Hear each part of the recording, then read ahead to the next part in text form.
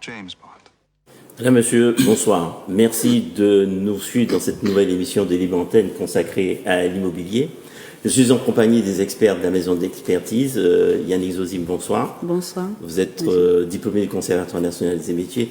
Je réduis quand même maintenant vos cartes de visite parce que je sais que vous êtes des spécialistes de la technique juridique et économique de l'immobilier. Ça fait tellement long à dire que je préfère dire tout simplement diplômé du Conservatoire national des arts et métiers.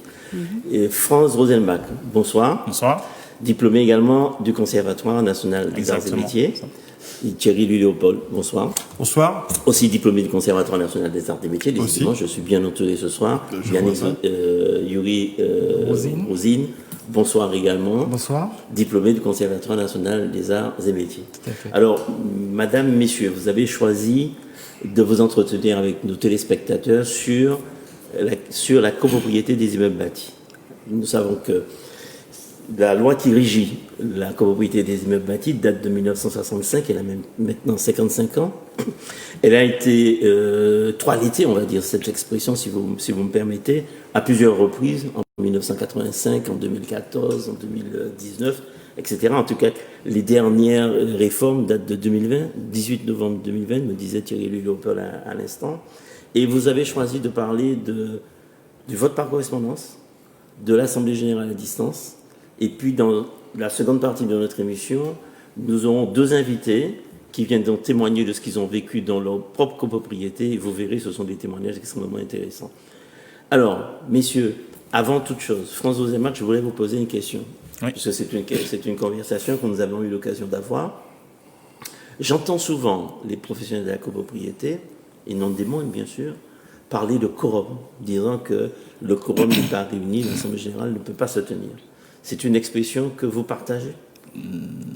Justement, par rapport au débat qu'on a eu la dernière fois, je ne suis pas d'accord. Donc, en Assemblée générale, il n'y a pas de quorum. En Assemblée générale de copropriété, je précise. Hein, ça n'existe pas de quorum. Pourquoi je dis ça? Parce que lorsque l'Assemblée générale de copropriété, les résolutions sont votées par majorité, article 24, 25, 26. Donc, l'article 24, c'est une majorité simple. Donc, qu'il y ait 2 ou 3 personnes, la résolution peut être adoptée. Même si c'est une copropriété de 50 propriétaires, qu'il y ait 2 ou 3 personnes, la résolution peut être adoptée. Donc l'Assemblée générale peut se tenir. Elle peut se tenir. D'accord. Même si on ne peut pas voter en article 25 ou en article 26, mais on peut voter en article 24, l'Assemblée générale peut se tenir. Donc on ne peut pas parler de quorum à ce moment-là. Donc il n'existe pas de quorum en Assemblée générale de copropriété. D'accord. D'ailleurs, c'est une notion qui n'est même pas marquée dans le texte. Ça ne figure pas dans le texte, la notion de quorum. D'accord. On va un petit peu expliquer à nos téléspectateurs ce qu'on entend par cette expression quorum.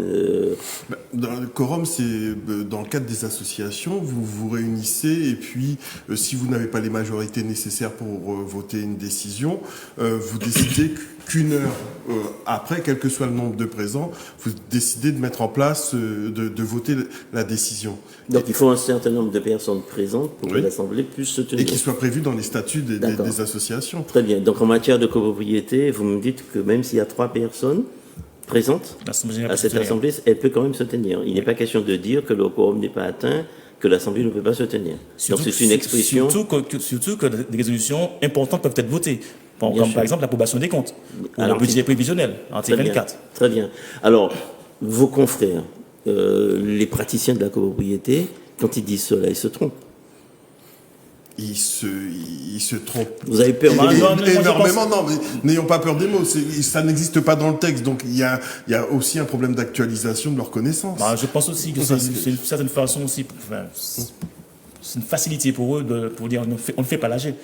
Pour éviter de la faire et de refaire le même AG parce que les résolutions de l'article 25 et 26 n'ont pas été votées. D'accord. C'est une facilité pour eux. Très bien. Donc ils se trompent par facilité. Surtout pour ça, je pense. Donc, alors, quand on parle d'assemblée, il faut 3 personnes.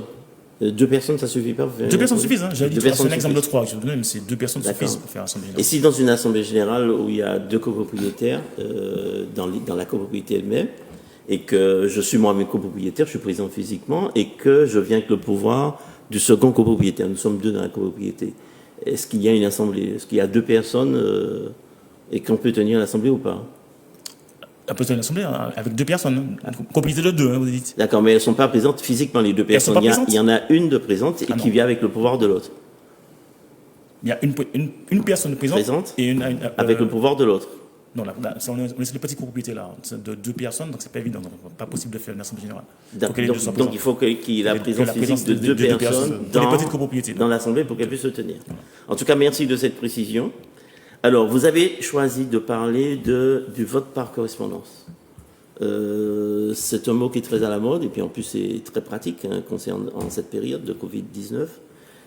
C'est quoi donc ce vote par correspondance ? Qui c'est qui veut bien se lancer et nous dire quelques mots à ce sujet ? Donc, alors, bon, vous avez parlé de Covid-19. Bon, ce qu'il faut savoir, c'est le vote par correspondance ne vient pas forcément parce qu'il y a le Covid-19. Hein. Ça a été déjà...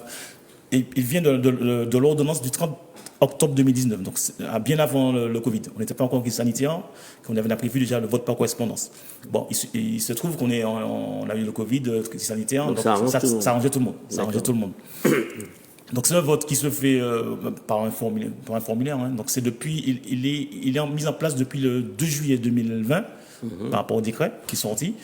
Et les syndics ont la possibilité de faire voter, les copropriétaires ont la possibilité de voter par correspondance sans être présents à l'Assemblée générale. D'accord. Donc c'est par l'intermédiaire de formulaire. Le syndic doit l'envoyer dans la convocation. Et les copropriétaires doivent remplir ce formulaire et le renvoyer au syndic 3 jours francs avant l'Assemblée générale. C'est exactement comme ça se passe. Je sais que vous êtes syndic de copropriété également. Mais il faut préciser aussi que le syndic doit préciser qu'il n'a pas les moyens de passer de le faire par un autre moyen. Moi, je suis syndic, j'indique que techniquement, je ne peux pas passer par l'Assemblée générale à distance, notamment par le biais de, pas la visioconférence, mais par les biais des moyens dématérialisés que l'on peut avoir. Donc, en fait, c'est le gouvernement, je dirais, a profité de cette période de confinement liée au Covid pour donner en fin de compte la possibilité au syndic d'opter, je dirais, pour cette option. D'accord. Donc en fait, quand il a cette donc possibilité... personne, je suis syndic de copropriété, je ne veux voir personne. Oui. Tout le monde vote par correspondance. Oui. D'accord, c'est un vote trompe. Alors oui, mais c'est un peu limité dans le temps quand même, parce que c'est le fait que la France ait dû... Par hasard, nous aussi, nous reconfiner, qui a fait qu'on ait pu encadrer cette disposition. Parce que par la suite, après le 1er avril, là pour le moment, ce sont les syndics qui décident, mais après le 1er avril, ce sont les syndicats de copropriétaires qui vont, eux, reprendre la main un peu sur cette façon de mettre en œuvre les convocations. D'accord, mais François Zemec me disait à l'instant que c'est pas une décision qui est liée au Covid-19. Non, justement. Vous me disiez que... C'est une volonté de modernisation des assemblées générales, puisque c'est un concept qui est un peu issu du Canada, puisque c'est au Canada qu'on a plus ou moins fait des assemblées générales qui se tenaient à la fois par le biais de la correspondance et par le biais de la dématérialisation, parce qu'on a constaté que mais je ne parle pas de la tenue. Non, mettons-nous bien d'accord. Oui. Je ne parle pas de la tenue de l'assemblée générale. Je parle du vote par correspondance. Donc, il me dit, François Zelmac, je retiens ce qu'il dit, je ne dis pas qu'il a raison, mais mettons-nous bien d'accord, je retiens ce qu'il dit. Il me dit que c'est un dispositif qui n'est pas lié au Covid-19, à la Covid-19. Donc, le législateur avait prévu que les copropriétaires pourraient voter par correspondance, même si dans l'Assemblée, il y a d'autres personnes qui sont présentes physiquement. Oui, donc, il y aura une catégorie de copropriétaires qui vont choisir ce mode de vote à l'Assemblée générale. Ouais. Et alors, je veux savoir concrètement comment ça fonctionne. Concrètement, oui, vous m'avez dit qu'il y a un formulaire à remplir. Et on peut reprendre... En fait, quand le formulaire il est joint, je veux dire, à la convocation de l'Assemblée générale, qui est envoyée, cette convocation, je dirais, doit avoir lieu sur les 21 jours. Oui. Les réponses, ça veut dire que on va poser sur toutes les résolutions vont être posées, je dirais, de ce formulaire qui doit répondre à un décret qui est précis. Hein. D'accord, mais qu'est-ce qu'il y a dans le formulaire? Qu'est-ce qu'on met dans le formulaire? Justement, après avoir dit tout ça, ce dispositif-là, moi, je ne le trouve pas, adéquat pour les copropriétaires. Bon. Non, parlons d'abord du dispositif tel qu'il existe avant d'en faire les critiques. Je sais que vous n'êtes pas favorable. Ça, je le sais puisque nous avons eu l'occasion d'en parler. Bon, alors, mais je laisse parlons du dispositif tel qu'il est. Donc, je reçois je suis copropriétaire, je reçois une convocation de l'Assemblée générale, et dans cette convocation, j'ai un formulaire qui me permet, si je le souhaite, de voter par correspondance. Donc vous avez toutes les résolutions dans le formulaire. Dans le formulaire. Oui. Qu'est-ce que vous appelez les résolutions? Ce qui est mis à l'ordre du jour, je dirais le vote par exemple du budget provisionnel. D'accord, donc ce sont les points de l'ordre du jour, ce ne sont pas les résolutions. Excusez-moi, le point de l'ordre du jour, oui, d'accord. Tout à fait, et les différentes colonnes. Donc j'ai une colonne, point de l'ordre du jour, par exemple, vote du président de séance, par exemple, c'est ça? Oui. Vote du budget provisionnel, désignation du syndic, désignation du conseil syndical, d'accord? Oui. Ça c'est la première colonne, on est d'accord? Tout à fait. Et puis j'ai encore une autre colonne. Alors après il y a une énumération des questions. Voilà. Ça, c'est la première colonne. C'est la première colonne. Après, il y a pour, contre et abstention. D'accord, mais il n'y a pas les projets de résolution dans le vote? Alors, les projets de résolution sont effectivement joints par le syndic de manière... C'est pas dans la colonne du vote par correspondance? C'est dans la colonne. C'est dans la colonne. C'est en principe dans la colonne. C'est dans la deuxième colonne. À moins que je lise, très mal. Vu, mais techniquement, je ne l'ai pas vu apparaître dans le logiciel que nous avons, nous. Donc il n'est pas bon, votre logiciel, monsieur le professionnel. Alors, attendez, il faut qu'on soit clair pour toutes les personnes qui nous regardent. Alors, il y a un appel, on va le prendre dans un petit instant. On va finir juste la présentation du formulaire de vote par correspondance. Donc, première colonne, les points qui figurent à l'ordre de jour. Deuxième colonne, les projets de résolution. On est d'accord? Moi, j'aimerais savoir ce que vous entendez par projet de résolution, que vous expliquiez un petit peu à nos téléspectateurs ce qu'on entend par projet de résolution. Parce que, par exemple, j'ai à l'ordre du jour désignation du syndic.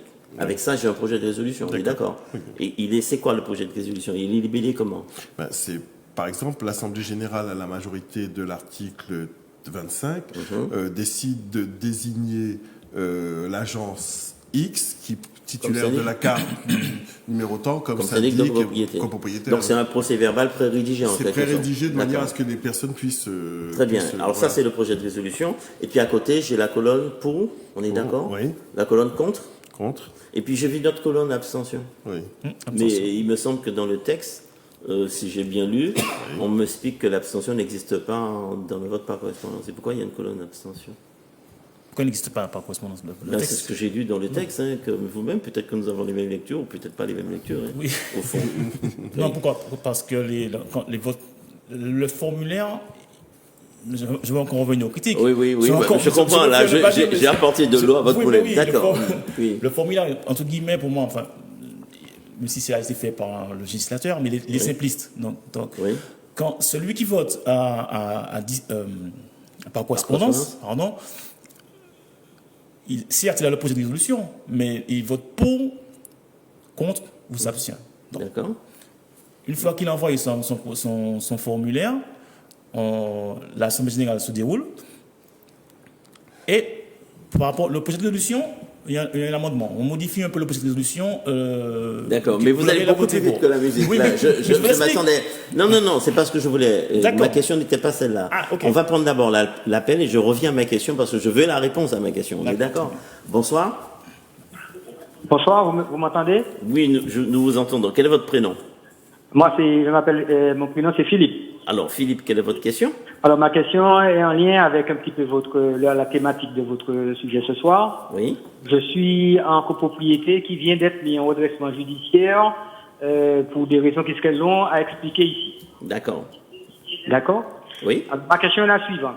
Qu'est-ce que moi, en tant que copropriétaire, je peux faire vis-à-vis de l'administration judiciaire, de l'administrateur judiciaire, pour que je puisse voir quelle possibilité il y a d'accélérer le mouvement, parce que je suppose, plus on attend pour pouvoir faire l'AG, mettre en place une AG, plus nous, propriétaires, nous allons payer cet administrateur judiciaire.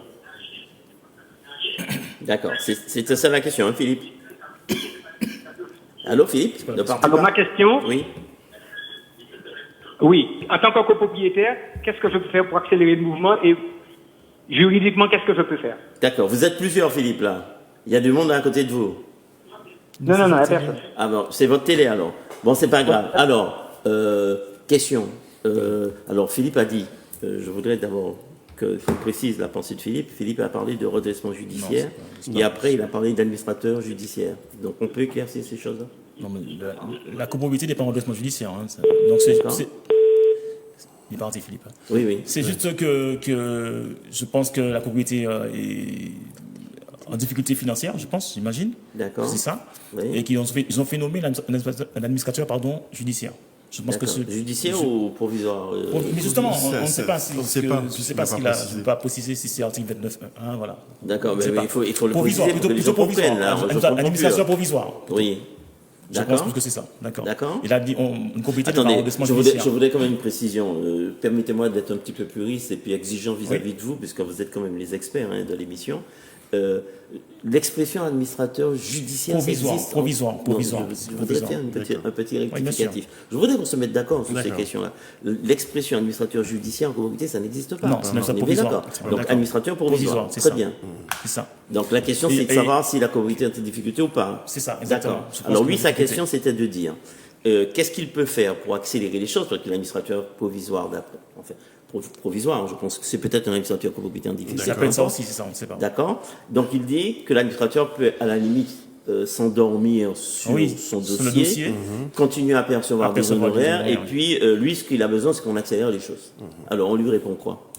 Bon, déjà, moi, la première chose que je peux lui dire, c'est de vérifier le jugement, savoir quelle durée la mission de l'administrateur provisoire. Le jugement ou l'ordonnance? L'ordonnance, pardon. D'accord. Donc on fait la différence entre les deux quand même, pour que ce soit clair. L'ordonnance.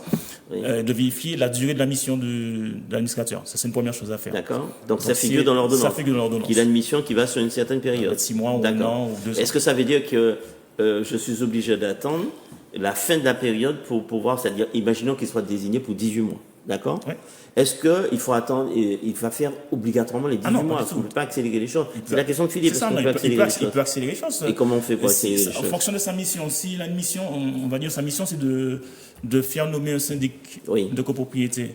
Bon, c'est à lui de faire les démarches, de rechercher les différents syndics et de mettre à l'ordre du jour une prochaine AG. Ça ne pas forcément dans les 18 mois. Ça peut être dans les 6 mois, ça peut être dans les 4 mois. Ce que dit Philippe, c'est que lui, il ne va rien faire. Donc, les copropriétaires, comment ils peuvent faire pour faire accélérer les choses? C'est ça sa question. Sa question, c'est je crains que mon administrateur ne fasse durer les choses pour toucher le maximum d'honoraires possible. Donc, je veux savoir ce que je peux faire pour que les choses aillent plus vite. Moi, il y a une situation quelquefois qui arrive, c'est que l'administrateur, dès qu'il est désigné, oublie quelquefois de notifier au copropriétaire le fait qu'il soit désigné. Donc l'ordonnance de désignation. Au niveau de l'ordonnance de désignation. Donc, quel est l'intérêt de faire ça? Alors, quel est l'intérêt de faire ça? C'est quelquefois de s'assurer qu'on puisse demander au juge à nouveau, par le biais de son avocat, de pouvoir changer d'administrateur. Parce que vous ne pouvez pas voir sa tête. Non, c'est parce qu'on quelquefois les mécanismes ou les urgences de certaines copropriétés font que, par exemple, on a un cas à Rivière-Pilote, il y a une toiture qui fuit, la personne subissait vraiment des dégâts et il fallait vraiment engager très rapidement des travaux, ou ne serait-ce que des appels de fonds, parce que c'était une copropriété. Et là, il y avait un administrateur aussi. Il y avait un administrateur qui avait été désigné. Il n'avait pas notifié et on sentait que ça allait pas avancer. Donc, et vous avez fait la personne a contacté son avocat qui a substitué cet administrateur et qui a pris un syndic professionnel de manière à tout de suite embrayer les éléments. Donc, autrement dit, si Philippe n'est pas content, il va prendre un avocat pour faire en sorte que cet administrateur Pour moi, ou bien il accélère les choses, bien il s'en va. Il donne la place à quelqu'un d'autre. C'est ça la réponse. Alors, dans ça, c'était le premier cas de début. Pour moi, c'est ce qu'il devrait faire. C'est ce qu'il devrait faire. Je ne sais pas, mais il a eu une ordonnance. Donc, c'est le juge qui l'a nommé. Donc, ce serait bien de se rapprocher du juge aussi. Ça peut être une solution aussi. Donc, il peut éventuellement écrire au juge qui a pris l'ordonnance et puis lui dire qu'on a des difficultés, les choses n'avancent pas. Ça n'avance pas, exactement. Et on vous signale le fait. D'accord? Très bien. Alors, je ne sais pas si cette réponse suffira à Philippe, mais j'espère que vous avez apporté quand même un éclairage à sa question. On a peut-être eu un autre appel. Je vous propose de prendre cet appel avant tout. Bonsoir. Bonsoir. Oui, bonsoir. Quel est votre prénom? C'est moi? Oui, c'est toujours Philippe. Ah, c'est Philippe. Oui. Non, c'est pas Philippe, non. C'est pas Philippe. C'est qui? C'est quel est votre prénom? C'est Blaise. J'ai pas entendu. Blaise, quelle est la question? La question que je pose, c'est à propos de l'Assemblée générale, la tenue de l'Assemblée générale par correspondance.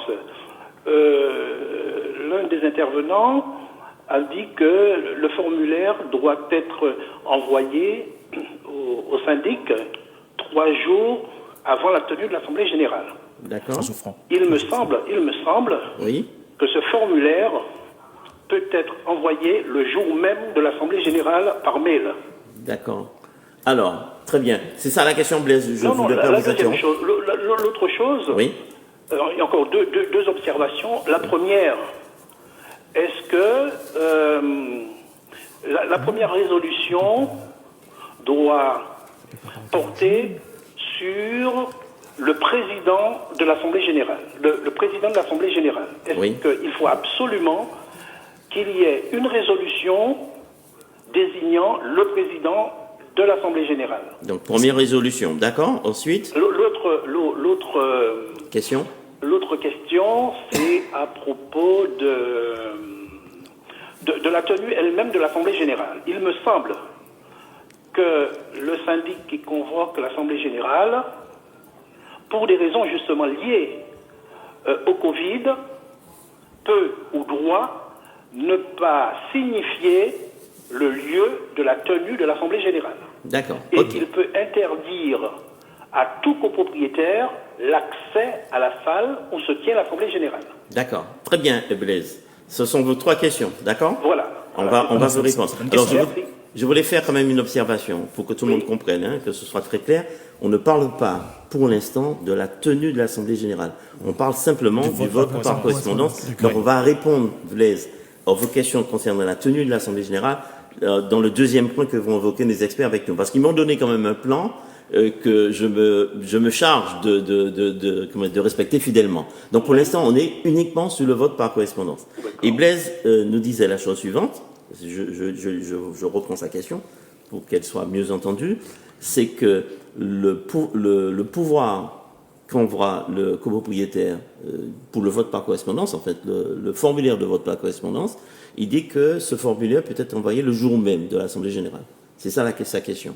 Donc, est-ce que vous partagez ce point de vue, ou bien est-ce que il se trompe? Enfin, entre guillemets, bien entendu, nous ne sommes pas dans un conflit de personnes.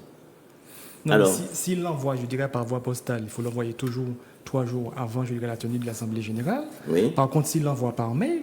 Oui. Il dit qu'il peut l'envoyer le jour même. Non, c'est toujours 3 jours avant. Et c'est la date d'envoi qui fait froid, je dirais, par mail. D'accord. Alors, Blaise, effectivement, moi, je partage cet avis. Merci, monsieur le syndic. Merci aussi, monsieur l'expert. Je pense aussi qu'il y a le fait aussi de peut-être... Lorsque la convocation n'est pas anti, c'est pas pareil, justement. Il y a aussi cette position-là aussi.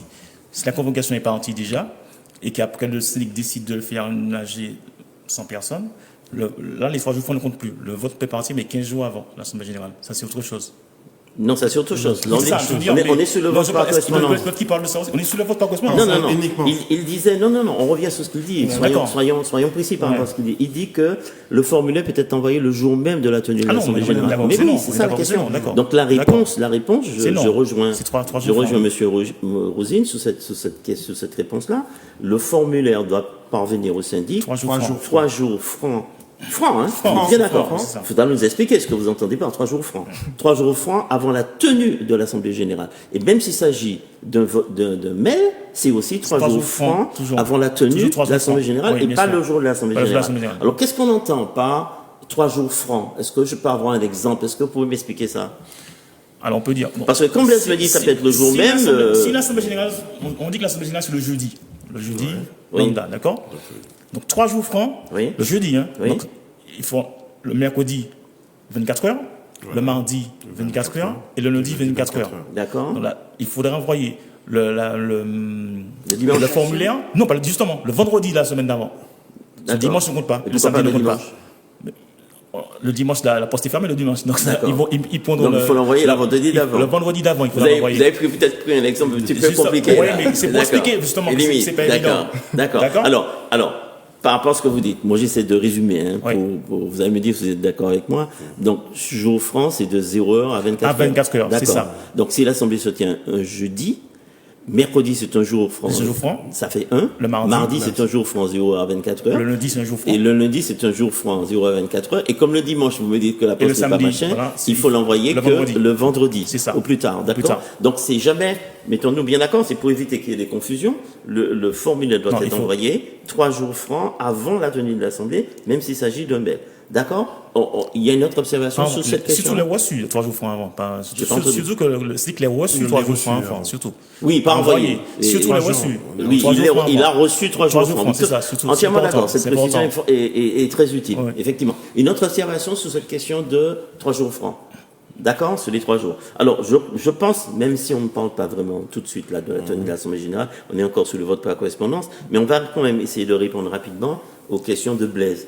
Blaise, la deuxième question, c'est qu'il disait que dans l'ordre du jour d'une Assemblée générale, il faut mettre obligatoirement, qu'elle soit par correspondance ou pas, hein, peu importe, il faut mettre obligatoirement la question de la désignation du président de séance. Il dit qu'il faut le mettre obligatoirement sur la convocation, premier point de l'ordre du jour. Vous partagez, c'est votre pratique? Oui. Alors, moi, en général, classiquement, je ne le mettais pas. Oui. Parce que vous ne mettiez pas, c'est-à-dire que vous mettez maintenant. Je le mets pas dans le cadre du vote par correspondance, puisque je m'arrange à voir avec les membres du conseil syndical ou de la copropriété qui peut être désigné, parce qu'il faut quand même avoir des réponses assez précises quant au vote que l'on met en place, puisque vous êtes par correspondance. Alors, attendez, je ne veux pas qu'il y ait de confusion. On n'est pas sous la tenue de l'Assemblée, je suis sur le vote par correspondance. Donc je fais le vote par correspondance, j'ai un formulaire. Oui. Alors Blaise me dit, on verra tout à l'heure pour l'Assemblée, qu'il faut mettre en premier parmi les points d'ordre du jour, la désignation du président de séance. On n'est pas sous la tenue de l'Assemblée générale à distance, mettons-nous bien d'accord. On est sous le formulaire de vote. Est-ce que cette question est une question qui doit être obligatoirement, qui doit figurer obligatoirement à l'ordre du jour? On est sur le formulaire, là. On est sur le formulaire. Mais peu importe le formulaire. Pas forcément parce qu'on n'est pas. Très bien. Peu importe le formulaire. Est-ce que c'est une question qui doit obligatoirement figurer à l'ordre du jour d'une Assemblée générale? En premier, bien entendu, ça voudrait dire, ça peut vouloir dire qu'en définitive, si vous ne mettez pas, l'Assemblée peut être nulle. D'accord? C'est ça ma question. Et sous-entendu, la question de Blaise, c'est ça. On est obligé de le mettre ou pas? Pour moi, on est obligé de la mettre. En vertu de quel texte? Quel texte dit ça? C'est quand même curieux parce que la votation française n'en parle pas. Oui, elle n'en parle pas et c'est l'ambiguïté de la situation. Parce que lorsqu'on prépare, nous, les assemblées générales, on se rend compte que de ne pas mettre ce point à l'ordre du jour et au niveau des votes, donc ça voudrait dire que les personnes qui sont présentes avec nous, qui seraient hypothétiquement présentes avec nous au moment du dépouillement, qui vote pour elle? Mais non, c'est pas ma question. Je reviens sur le point de Blaise, qui me paraît extrêmement important. Je ne dis pas qu'il ne faille pas voter pour la désignation de président de séance. Je pose la question de savoir s'il faut obligatoirement le mettre à l'ordre du jour. C'est ça la question. Il faut le voter, ça c'est évident. On ne peut pas tenir l'Assemblée s'il n'y a pas un président de séance. Mais est-ce qu'il faut obligatoirement le mettre à l'ordre du jour comme premier point de l'ordre du jour? Est-ce qu'il y a une sanction si je ne l'ai pas mise? Non. Ah, mais il n'y a aucune sanction. Il n'y a aucun texte qui dit ça. Mais je voulais vous l'entendre dire. C'est une erreur à ne pas commettre. C'est une erreur. La pratique veut que la plupart des syndics le font, mais il n'y a aucune loi qui oblige, en tout cas pas la loi 65, si vous me permettez d'avoir un point de vue, il n'y a aucune loi qui oblige de mettre cette question comme point à l'ordre du jour. Aucune loi. Il faut simplement élire un bureau lorsqu'on conventionne l'Assemblée générale. Il n'y a aucun texte qui dit qu'il faut le mettre, que si c'est pas mis, c'est pas bon. Donc là, sous ce point-là, je voudrais qu'on soit clair avec Blaise sur cette question-là. Et l'autre question alors, il a un petit peu, si vous voulez mélanger les deux, il a un petit peu mélangé la tenue de l'Assemblée et le vote par correspondance. Il disait, et là vous allez me dire s'il a raison ou pas, que quand on fait la convocation de l'Assemblée générale à distance, donc on a choisi uniquement le vote par correspondance, on n'indique pas le lieu. En général, oui, on n'indique pas le lieu. Lorsque l'Assemblée générale se fait sans présence physique, on ne dit pas le lieu. Oui, je voulais vous l'entendre dire, c'est tout. Il a parfaitement raison de dire ça. Mais là, il s'agit d'une Assemblée générale, et c'est là qu'il ne faut pas qu'il y ait une confusion, qui se tient uniquement à distance. Parce que le principe de l'Assemblée générale aujourd'hui, c'est que dans l'Assemblée générale, j'aurai des copropriétaires qui sont présents, et des copropriétaires qui votent par correspondance, et d'autres qui sont en visioconférence. C'est l'Assemblée à distance, c'est ça. Il ne faut pas tout mélanger. Je sais pas, je pense qu'on a une autre question. Ça me paraît intéressant, les questions de ce soir. Je me permets d'interrompre un petit peu vos exposés. Allez-y. Et ça me paraît très passionnant. Bonsoir. Bonsoir. Ah, on l'a perdu. Bonsoir. Non, on l'a perdu. Alors, on revient sur le formulaire de vote par correspondance. Donc nous avions les 3 colonnes, y compris l'abstention. Moi je ne partage pas tout à fait la question de l'abstention sur le formulaire de vote par correspondance. Mais ça c'est un autre débat. Mon point de vue n'est pas forcément un point de vue d'auteur, nous sommes bien d'accord. Et comment ça va fonctionner? Là je suis sur une assemblée générale à distance avec uniquement un vote par correspondance. Il n'y a pas de visio, donc on est d'accord. D'accord, on n'a pas de visio non plus. D'accord. Alors comment ça fonctionne? En général, on essaie d'avoir un travail préparatoire quand on reçoit les éléments, de manière à pouvoir, si vous avez une copropriété qui a plus de 70 lots, donc pour avoir une certaine transparence, on essaie on demande aux membres du conseil syndical, s'ils sont peu nombreux, de venir avec nous. Vous tenez là, vous mettez les membres du conseil syndical à côté de vous lors de cette assemblée. Non, c'est pas là, je pense qu'il parle de la préparation. Il parle de la préparation. Donc faites la préparation avec les membres du conseil syndical. Il vaut mieux entériner des choses. C'est pas parce qu'on est sous le régime de Covid qu'on oublie des préparations d'assemblée générale avec le conseil syndical.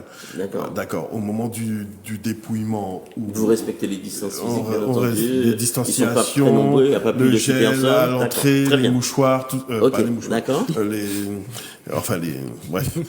Ce que l'on utilise usuellement, les masques. Oui. Et donc vous faites un travail préparatoire avec le conseil syndical. Systématiquement. Et qui consiste en quoi ce travail préparatoire? Il comptabilise les votes, c'est ça? Alors, on comptabilise les votes, on les répertorie en fonction de ce qui est mis en place, et va se poser la question aussi. Mais vous comptabilisez les votes déjà en travail préparatoire? Non, en travail préparatoire, on essaie de répertorier ce qu'il est, les votes, pour voir ce qu'il en est, puisque vous ouvrez des enveloppes, vous faites le nécessaire. Vient l'Assemblée générale, à partir de ce moment-là, on essaie d'avoir au moins 1 ou 2 membres du conseil syndical avec nous pour pouvoir veiller à la transparence de ce que l'on effectue. Je reviens sur le travail préparatoire, parce que pour moi, il n'est pas assez détaillé. D'accord. Je suis peut-être exigeant, mais c'est pas grave. Donc, ce travail préparatoire, donc vous réunissez avec les membres du conseil syndical. Oui. D'accord. Et avec les membres du conseil syndical, vous dépouillez les votes. Non, ça sera fait en assemblée générale. Non, le travail préparatoire. Le préparatoire, pour nous, moi, le travail préparatoire, c'est les résolutions d'assemblée générale, c'est avoir une Mais ça, c'est avant que vous ayez envoyé la convocation. Avant qu'on ait envoyé. Non, mais là, vous me dites pour le vote par correspondance. Je vous demande comment ça se passe techniquement. Non, vote par correspondance. Les enveloppes arrivent, on les répertorie. Qui c'est le syndic. Le syndic tout seul. Tout seul, répertorie et au moment de l'assemblée générale, on ouvre les enveloppes et avec les membres du conseil syndical, on complète le procès verbal d'assemblée générale. Et l'assemblée générale se passe à distance. Le conseil syndical de l'assemblée générale. Alors, le problème est le suivant. Comment mettre en place une réelle transparence vis-à-vis des choses qui se passent au niveau de la copropriété si on ne se fait pas accompagner de membres du conseil syndical? D'accord. Je partage votre point de vue, mais le problème, c'est que le législateur, c'est parce qu'il a prévu. Je voudrais simplement d'abord... Non, je voudrais simplement d'abord que vous expliquiez à nos téléspectateurs, puisque notre émission a une vocation pédagogique, il ne faut pas l'oublier non plus, que vous expliquiez à nos téléspectateurs comment se déroule cette fameuse assemblée générale à distance avec uniquement le vote par correspondance. C'est ça que je veux savoir. Ne me dites pas que vous ne faites pas ça. C'est votre pratique quand même. Et comment ça fonctionne? Alors, c'est pas en pratique, mais bon. Voilà. Oui. Je vous donne mon avis quand même. Mais c'est votre connaissance. Oui, je connais. Donc, ça dit que le vote par correspondance se fait comment? Sans présence physique, Bien sûr, uniquement vote par correspondance. Voilà. Le syndic reçoit les formulaires, comme M. Léopold vient de le dire. Oui. En assemblée générale, d'habitude, il faut nommer un président de séance et un scrutateur, s'il y en a, le cas échéant. Et là, vous nommez un président de séance. Il faut nommer un président de séance. C'est qui le président de séance? Le président de séance, justement, il n'y en a pas, il n'y a personne. D'accord? Logiquement, ça peut être soit le président du conseil syndical, qui peut être nommé président de séance. Non. Ou bien il faut faire un vote d'office. Il est nommé d'office président du conseil syndical. Il sera président de séance. D'accord. Et s'il n'est pas là, voilà, c'est ce que ça va arriver. S'il n'est pas là, ce sera un copropriétaire qui a donné son formulaire. Ça peut être un membre du conseil syndical. Ça peut être un membre syndical également. Avant, désigné par le président lui-même. Désigné par le président du conseil syndical. Ensuite, lui aussi n'est pas là, mais si aucun membre du conseil syndical n'est présent, ce sera un copropriétaire qui sera désigné par le syndic. Le syndic choisit qui il veut pour être président de séance. C'est exactement ça. Si le président du conseil syndical n'est pas président de séance, c'est le syndic qui choisit. De droit. Et s'il n'y a pas un membre du conseil syndical, donc le syndic de manière arbitraire, c'est choisir par le législateur, va choisir qui il veut pour être président de séance. Pas qui veut, celui qui a envoyé un formulaire, il va choisir qui il veut, mais d'accord, mais il va faire le choix lui-même, celui qui fait le choix dans la liste qu'il a. C'est exactement ça. On est d'accord. C'est exactement ça. Très bien. Que je ne partage pas d'ailleurs, c'est un avis que je ne partage pas du tout ça. D'accord. On va y arriver, je pense. Et vous allez nous expliquer pourquoi vous ne partagez pas tout à l'heure. Tout à l'heure. D'accord. Vous avez une dent contre les syndics? Non, pas du tout. Non, je ne parle pas forcément. Au contraire, je parle du législateur. C'est contre le législateur. Le syndic applique la loi. D'accord. Aux États-Unis, on dit que le vote par correspondance, c'est pas quelque chose de très sûr. Pour moi, c'est pas sûr non plus. Non, peut-être que je m'avance sur des savants. Il vaut mieux revenir. Alors, une fois qu'on a désigné le président de séance, il faut aussi des scrutateurs. On est d'accord. Le cas échéant, c'est possible. Bon, c'est pas une obligation. S'il n'y a pas, c'est pas une obligation. C'est pareil, on est sur le syndic qui désigne les scrutateurs. Les scrutateurs. D'accord. D'office. Mais en général, ils ne prennent pas de scrutateurs. En général, et on ne prend pas. En général, la pratique fait qu'ils ne prennent pas de scrutateurs. En général. Je parle du vote par correspondance. Oui, assemblée à distance. Pour éviter, donc ils ne prennent pas de scrutateurs. Et qui c'est qui est secrétaire de séance alors? Le syndic est secrétaire de séance, alors que la loi dit que ce qui doit être secrétaire de séance si, à l'Assemblée générale, il va voter. Il n'y a pas de candidat. Il n'y a pas de candidat. Mais là, on n'est pas sur l'Assemblée en présence physique, on peut comprendre. C'est lui le secrétaire de séance. Voilà. Alors, très bien. Donc, il a désigné que ces personnes sont à côté de lui ou pas? Qui? Le président de séance. Il est tout seul dans son bureau. Il est tout seul. D'accord. Donc, il a désigné le président de séance. Oui. Bon. C'est en principe le président du conseil syndical ou un membre du conseil syndical, mais s'il y a un l'autre, il désigne le président de séance. Il rédige son procès verbal, donc comment il fait pour rédiger son procès verbal? Il est tout seul dans son bureau, d'accord? Mais c'est exactement ça. Vous êtes tout là. Vous connaissez bien la pratique alors. Oui. Donc, il est tout seul dans son bureau. Oui. Il note, il a voté pour, et il note qui a voté pour, qui a voté contre, résolution adoptée ou pas. Sur chaque résolution, il est adopté ou pas. D'accord. Donc il fait ça tout seul. Il fait ça tout seul. Et puis après, comment on fait? Il faut bien signer le procès verbal. Le procès verbal. Bon, maintenant, avant, le procès verbal était signé en séance, mais maintenant, ils ont la possibilité, justement, comme il n'y a personne, à cause de ce vote à distance, de ce vote, oui, par correspondance et sans présence physique, il peut faire signer le procès verbal 8 jours après. Alors, qui c'est qui signe ce fameux procès verbal? C'est celui qui a été nommé président de séance qui va signer le procès verbal et le syndic lui-même qui va signer. Alors, il va signer un procès verbal dans lequel il n'a rien lu comme et vous lui mettez... Alors, je me tourne vers vous, là. Alors, c'est pour ça que, même si la pratique est assez particulière au niveau de certains praticiens en Martinique, il faut être proche des réalités que nous avons et de la réputation que nous avons. On préfère avoir...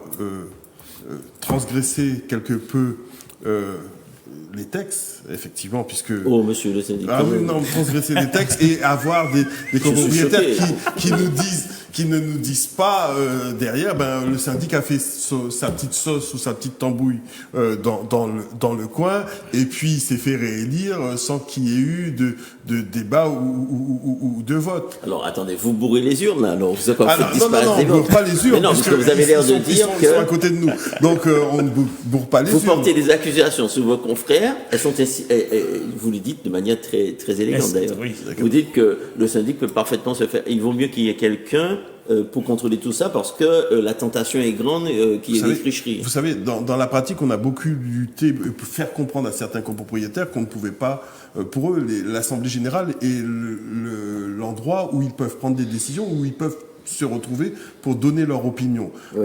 C'est une année particulière, vous sevrez allègrement avec une certaine autorité les copropriétaires en leur disant non, on a préparé des résolutions, on a préparé des votes. Vous n'avez qu'à mettre oui ou non. Vous n'avez qu'à mettre oui ou non. Et puis voilà. Les carottes sont cuites. Et les carottes sont cuites. D'accord. Et à la limite, vous pouvez faire disparaître des formulaires de votre part? Non, on ne fait pas disparaître des formulaires. Qui me dit que vous les avez reçus 3 jours avant? Vous pouvez parfaitement dire que vous l'avez reçu 24 heures avant. Ou bien le jour même de l'Assemblée générale, comme disait Blaise tout à l'heure. Oui, à ce moment-là, vous jetez son vote par correspondance. Oui, ben ça après. D'accord. Alors, j'ai interrogé cet après-midi, j'étais en voiture, j'ai interrogé 2 syndics de copropriété, des syndics de Martinique, et il y a un syndic qui me dit, Monsieur Tifier, le vote par correspondance, ça ne marche pas chez nous. Moi, j'ai une copropriété où il y a 15 copropriétaires. J'ai reçu 3 formulaires de vote.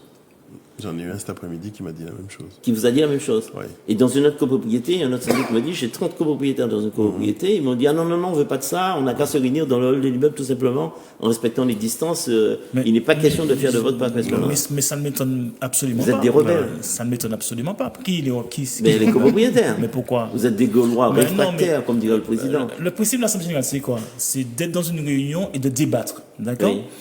Un vote par correspondance, on ne débat pas. On ne peut pas débattre. On ne peut pas débattre. On vote.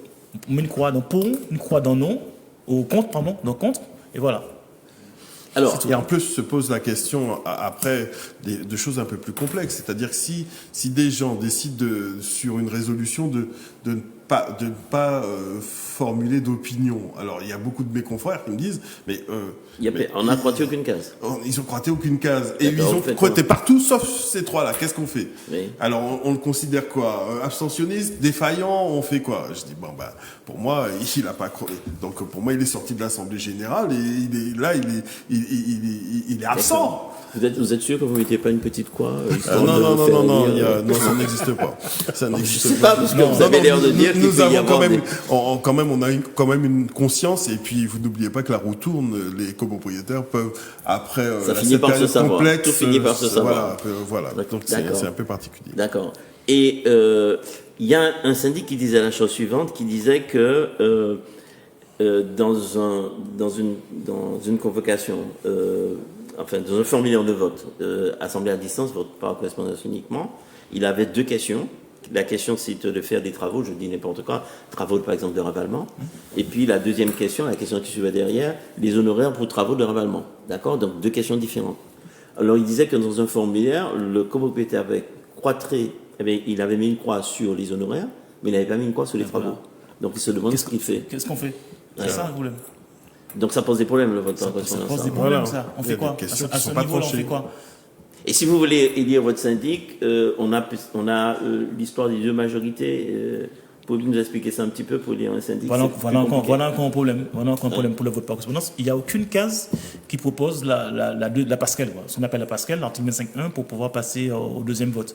Aucune case ne propose ça. Donc vous employez des mots très techniques. Oui, la passerelle, l'article 25.1. Vous pouvez pas vrai, dire exactement. simplement. La désignation du syndic se fait à l'article 25 de la majorité de l'ensemble des copropriétaires, qui soient absents, présents ou représentés. Donc 6 sur 100, c'est 51. Voilà, en exemple, si vous avez 1000... on calcule en nombre alors.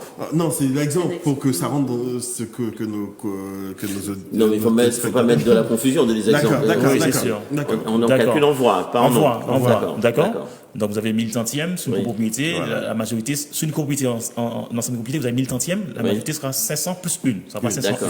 Majorité absolue. Majorité absolue. D'accord. Et là, on suppose donc que dans cette désignation de syndic, il n'y ait pas les 601. D'accord. Donc il ne sera pas désigné. Il ne sera pas désigné. D'accord. Par contre, il va obtenir un tiers des voix. Ce qu'on appelle un tiers des voix, c'est qu'il va obtenir 340. On dit 340. D'accord.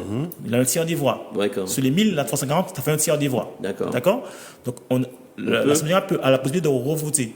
Tout de suite. D'accord. À une majorité moindre, c'est-à-dire la majorité de l'article 24, d'accord, qui est la majorité des présents et représentés, c'est-à-dire ceux qui sont présents et représentés, d'accord, exprimés, des voix exprimées. D'accord. Donc, on parle du formulaire. Concernant le formulaire, il ne propose rien à ce niveau-là.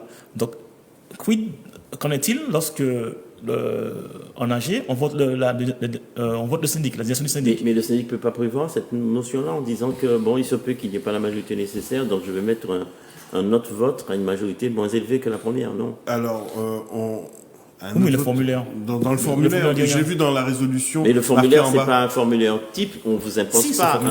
Le formulaire, il a symbolique. Les cases. Mais on vous impose pas l'ordre du jour dans le formulaire. Ah non, pas du tout. L'ordre du jour, c'est le travail du syndic. D'accord. Donc à ce moment-là, il faut prévoir vraisemblablement une résolution supplémentaire de manière à pouvoir... Dans un cas comme celui-là. Voilà. Ça en fait plus de travail? Ça peut faire 2 fois plus de lignes. D'accord. Vous êtes payé pour ça, pour ce surcroît de travail? Non, pour ce surcroît de travail, on n'est pas payé. Ça fait partie des organisations. Parce qu'on estime que vous êtes suffisamment payés comme ça. Après les ministres, apparemment, c'est nous qui sommes... les mieux payés. Non, les plus vils, là, pour pas dire un autre mot. D'accord. D'accord. Vu le contexte législatif qui a encadré la profession de syndic, on se demande si les syndics faisaient des milliards certains syndics faisaient des milliards sur le dos des copropriétaires. Bon, ça c'est un autre débat. Ça nourrit bien son eau. D'accord.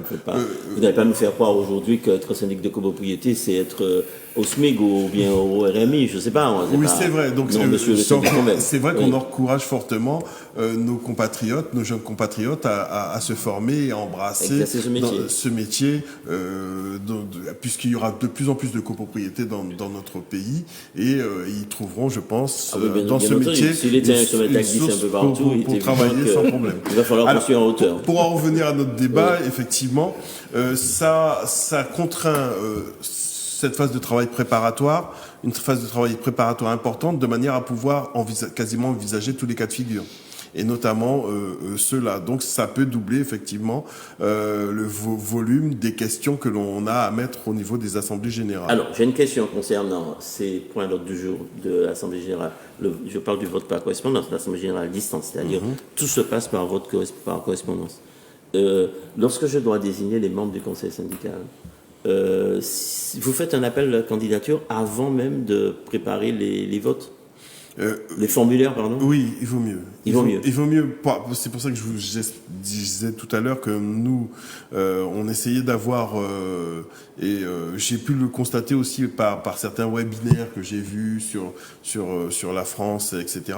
Des confrères préparaient vraisemblablement en amont la liste des personnes qui se font désigner de manière à pouvoir éviter d'avoir une certaine cacophonie. On imagine, on est 8. C'est-à-dire, on fait un appel à candidature auprès de certains copropriétaires. Une fois qu'ils se désignent, on met ça dans l'ordre du jour. On met ça dans l'ordre du jour. Donc c'est un travail supplémentaire. Un travail supplémentaire. Parce qu'en assemblée générale, vous ne le faites pas.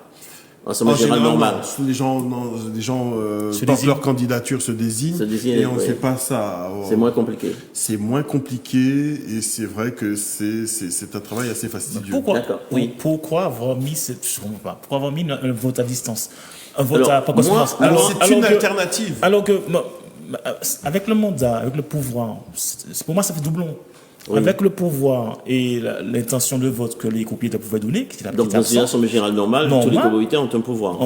Oui, d'accord. Donc ils peuvent se faire représenter. Et même donner une intention de vote. Il y avait une fiche intention de vote. Mais là aujourd'hui, la question c'est il vaut mieux qu'il n'y ait personne en présentiel pour ne pas avoir de problème. Parce que vous êtes quand même responsable. Pour qui il vaut mieux qu'il n'y ait personne pour qui? Pour le syndic. Pour le syndic. Pour le syndic, d'accord, pour le syndic. Mais bon, mais ça, c'est pas normal. Donc, je veux dire que... Non, ce que je veux dire par là, c'est que le vote par correspondance, aujourd'hui, a quand même une utilité, même si... Parce que le pouvoir n'a pas de fonction, là, aujourd'hui. Oui, parce qu'on il n'y a pas de présentiel. On est d'accord. Donc, le vote par correspondance garde quand même son utilité. Son intérêt. Son intérêt, on va dire. Son intérêt à condition... Alors, pour la période, on est d'accord, pour la période. D'accord, voilà, pour la période. Alors, très bien. Alors, moi, ce que je voudrais, puisqu'il nous reste 5 minutes avant notre première interruption, si vous le permettez, je souhaiterais que vous nous expliquiez la question de l'Assemblée générale tenue à distance. Je ne suis plus sur le vote, d'accord, mais je suis sur la tenue de l'Assemblée générale. Qu'est-ce que c'est que cette histoire d'Assemblée générale tenue à distance? Concrètement, c'est quoi ça? Oui, monsieur. Vas-y. Je peux y aller, il n'y a pas de souci. Alors, avant juin 2019, l'Assemblée générale se tenait en présentiel. Pourquoi juin 2019? Parce que c'est un moment où on a décidé de mettre une Assemblée générale à distance par visioconférence et autres. D'accord. C'est pour ça qu'il dit avant juin 2019. Okay. L'Assemblée générale se déroulait en présentiel, uniquement en présentiel. D'accord. Où, bien sûr, les absents pouvaient donner les pouvoirs. D'accord. C'est une Assemblée générale, entre guillemets, normale. D'accord. Depuis juin 2019, l'Assemblée générale a la possibilité de faire voter de se tenir en assemblée. Mais c'est eux qui décident. Donc, s'ils font en juin 2019, c'est eux qui décident s'ils peuvent, c'est un vote, s'ils peuvent avoir une assemblée générale en visioconférence ou par n'importe quel moyen électronique pour pouvoir faire l'AG. D'accord. Ça, c'est depuis juin 2019. Bon, c'est ce qu'on appelle l'Assemblée générale à distance. À distance, c'est celle qui peut être tenue. Sans présence et par visioconférence. Et par audioconférence aussi, j'ai vu. Audioconférence également aussi. C'est compliqué l'audioconférence. Oui, c'est compliqué. Bon, c'est très compliqué ça. D'accord. Par audioconférence. Allons-y. Depuis justement la crise sanitaire qui a eu, donc l'Assemblée n'a plus ce pouvoir, on a justement pour éviter, parce que ceux qui décidaient qu'il fallait un vote, donc le législateur a décidé de donner ce pouvoir-là au syndic. C'est lui qui décide. C'est lui qui décide. Il décide s'il le fait en présentiel ou pas. Jusqu'au 1er avril. Oui, monsieur, parce qu'il y a un délai, jusqu'au 1er avril. Bon, ça a changé entre-temps, c'est 31 janvier, après c'est arrivé au 1er avril. Ça n'arrête pas de... Ça n'arrête pas, voilà, ça n'arrête pas de bouger. C'est comme le confinement. Si demain, un confinement demain, ça va, il va prolonger encore jusqu'au mois de juillet. Très bien. D'accord. Donc, c'est le syndic qui décide s'il le fait en présentiel, en visioconférence, en audioconférence, ou, voilà. D'accord. Ou pas du tout. D'accord. Bon, par correspondance. D'accord. Voilà un peu le principe de l'Assemblée tenue à l'Assemblée générale. En fait, on aura une Assemblée générale dans laquelle il y aura des gens qui seront présents physiquement, des gens qui vont voter par correspondance. C'est ça. Et des gens qui vont être présents dans l'Assemblée générale par visioconférence et par audioconférence. Oui. L'Assemblée générale de 2021. C'est l'Assemblée générale de 2021. Mais justement, c'est une complexité parce que j'ai eu 2-3 exemples de communautés où c'était la tenue en visioconférence, c'était compliqué. Parce que imaginez qu'il y a 70 copropriétaires. En temps normal, c'est compliqué, mais il y a 70 copropriétaires qui veulent une visioconférence. Donc c'est compliqué d'avoir la ligne, d'entendre tout le monde.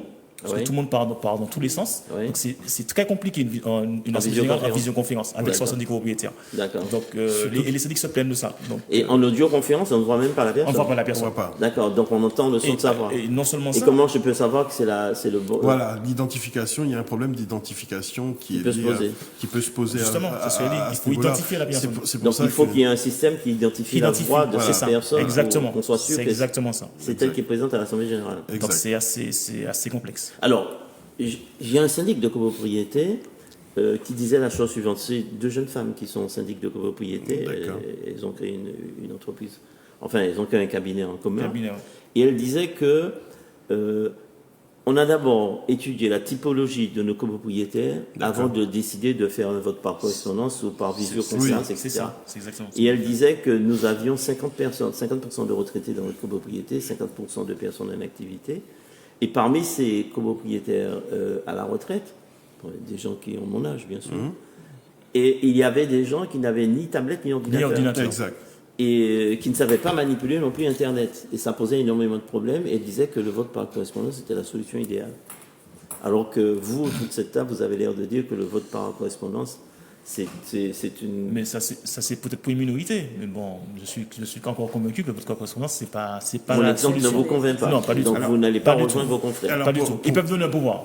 Ils peuvent donner un pouvoir. Ils peuvent donner un pouvoir et ils se font représenter. Oui, mais sauf que quand on donne un pouvoir et quand on se fait représenter, on n'est pas sûr que la personne à qui vous donnez le pouvoir et qui vous représente va voter dans le sens que vous avez. Non, mais vous donnez. Mais ça, c'est intéressant. Il y a l'intention de vote. Il y a une fiche, l'intention de vote. Vous croisez pour ou contre. Vous savez pourquoi vous votez. Donc, il doit respecter ce que vous avez dit. Non, mais il n'est pas obligé. Mais s'il est obligé. Il est obligé. Ah, ben non, il a une obligation morale. Il n'a pas d'obligation. Si vous ne mettez rien, d'accord, il n'est pas obligé. Mais si vous croisez les pour ou contre, il est obligé de respecter ce que vous faites. Alors, ça veut dire quoi, François Zemmour ? Vous êtes en train de nous expliquer que lors d'une assemblée générale, quand il y a une discussion entre les copropriétaires, cette discussion ne peut pas m'amener à changer mon point de vue, puisque c'est croité puis c'est définitif. Non, je parle de celui qui a donné le pouvoir. Qui a donné pouvoir. C'est pas celui qui a donné le pouvoir. Oui, il peut très bien dire, vous m'avez donné un pouvoir en disant on va voter contre cette décision-là, mais je m'aperçois que dans la délibération, dans la discussion qu'il y a eu entre les copropriétaires, qu'il n'est pas fondé de voter contre. Mais moi, j'ai voté pour, alors que vous m'avez demandé de voter contre. Vous m'avez voté pour moi. Oui, bien sûr. D'accord. Alors comment j'ai décidé de voter contre ? J'ai le droit de le faire en tant que mandataire. J'ai le droit. Le mandataire. Je n'ai pas dit que vous ne pouvez pas le faire. Vous pouvez le faire. Oui. Je voulais dire qu'il n'avait pas le droit de faire. Il n'a pas le droit de le faire. Mais après, s'il le fait, il peut le faire. S'il le fait, moi, je peux contester ce qu'il a fait. Vous pouvez vous retourner contre lui. Mais vous ne pouvez pas l'interdire de le faire. Bien sûr. Et s'il le fait en plus en disant que c'est à tort que vous avez appréhendé les choses. Il faudrait qu'il argumente et me prouve qu'il a fait dans mon intérêt. C'est simplement ça. Si vous donnez mandat à quelqu'un, c'est que vous lui faites confiance. C'est quand même pas votre ennemi. Ah, mais pas foncez jamais. Ah bon, d'accord. Alors vous donnez les mandats à n'importe qui pour faire n'importe quoi et vous donnez l'assemblée générale votre place. Parfois, il y en a qui donnent des mandats blancs, ils vont donner n'importe qui aussi. Ils font ce qu'ils veulent aussi. Voilà. Oui, les mandats en blanc, c'est à proscrire. Le vote par correspondance permet d'éviter ça. D'éviter ça, exactement. On va faire une pause. et on se rencontre dans quelques instants. Ne nous abandonnez pas. On revient avec des témoignages qui vont être extrêmement intéressants. Vous allez voir. À tout à l'heure. Science. On a perdu Thierry Léopold, on a perdu Yannick Zozim. On dit un petit coucou à Roméo qui est en régie. Et nous avons avec nous deux invités. J'ai le plaisir de vous présenter Ronald Bapin, qui est copropriétaire dans une résidence à la Martinique, on ne va pas dire laquelle, d'accord. Et puis Michel Arnuel, qui est aussi copropriétaire dans une résidence à la Martinique, et qui vont nous faire le plaisir de vous raconter leur histoire. Alors Ronald, je sais que vous avez eu une difficulté concernant le diagnostic technique global, d'accord, et que cette histoire s'est terminée par un procès. Est-ce que tu peux, je me permets de te tutoyer Ronald, parce que nous nous connaissons déjà depuis un certain temps, est-ce que tu peux raconter à nos téléspectateurs réellement ce qui s'est passé en fait? Alors, notre résidence est une résidence qui a à peu près 30 ans. Donc, la loi Allure impose aux résidences qui ont plus de 10 ans de faire donc ce fameux diagnostic technique général, donc DTG. Très bien. Donc, qui est une très bonne chose, puisqu'il consiste en fait à faire un contrôle de la résidence globale et donc par un technicien qui donne son avis sur les éventuels travaux à réaliser. Sauf que nous avons fait donc ce fameux diagnostic et à notre grande surprise, lors d'une assemblée générale, on nous a demandé de voter pour l'ensemble des travaux préconisés par le diagnostic. D'accord. Et ça faisait, on était à combien là? 2,6 millions. 2,6 millions de travaux. Vous êtes combien de copropriétaires? 105. Vous êtes 105 dans la copropriété. D'accord. À financer sur 10 ans. À financer sur 10 ans, d'accord. Très bien, d'accord. Donc, il y a un technicien qui réalise un diagnostic technique global, d'accord. Il sort un chiffre, oui. D'accord. Et qu'est-ce qu'il y avait comme travaux à faire dans ce diagnostic? Sur ce diagnostic, le diagnostic, en fait, c'est vraiment la globalité. Oui. Sur plusieurs années. Oui. Donc, dans ce diagnostic, on parle de ravalement, de boîte aux lettres, comme de VRD. D'accord. Mais tous les travaux ne sont pas obligatoires. Bien sûr. Bien sûr. Bien sûr. En fait, ce diagnostic est censé, les experts me diront après si je me trompe ou pas, est censé aider le conseil syndical et le syndic à prendre des décisions sur les travaux à venir. Très bien. Voilà. D'accord. Donc 2 600 000. 2 600 000. Donc nous avions nous déjà une trésorerie de 300 000 euros. Oui. Donc nous avons eu un appel de fonds de 2 300 000. D'accord. Étalé sous 10 ans. Étalé sur 10 ans. Tu as dit ça tout à l'heure. Combien de copropriétaires, une question? 105. 105, d'accord. Et alors la suite, alors, vous avez... cette question était à l'ordre du jour. Cette question était à l'ordre du jour. Oui. Donc, alors, ça aussi, c'est une erreur de notre part en tant que copropriétaire. Nous n'étions pas très nombreux. Enfin, nous n'étions pas, j'y étais pas d'ailleurs. À l'Assemblée générale, ce jour-là. À l'Assemblée générale, j'y étais pas. Oui. Et il n'y avait pas beaucoup de personnes à cette assemblée. D'accord. Donc, juste une petite parenthèse, très rapidement. Hein. S'il y avait le vote par correspondance, tu aurais voté par correspondance? Oui, d'ailleurs c'est le cas actuellement. C'est le cas actuellement, d'accord. Nous venons de faire une AG. Très bien, par correspondance. D'accord. Donc, ce qui s'est passé, c'est que nous, le syndic nous a dit qu'il était obligatoire, selon la loi, de voter donc un financement pour ces travaux. De ces travaux-là, d'accord. Voilà. Donc, bien sûr, les copropriétaires, on leur a dit que c'était obligatoire. Donc, ils ont voté. Les choses ont été amenées d'une certaine manière, donc beaucoup ont voté oui. D'accord. Donc, c'est comme ça que la décision est passée. Voilà. D'accord. Et malgré ça, vous êtes allé en procédure quand même?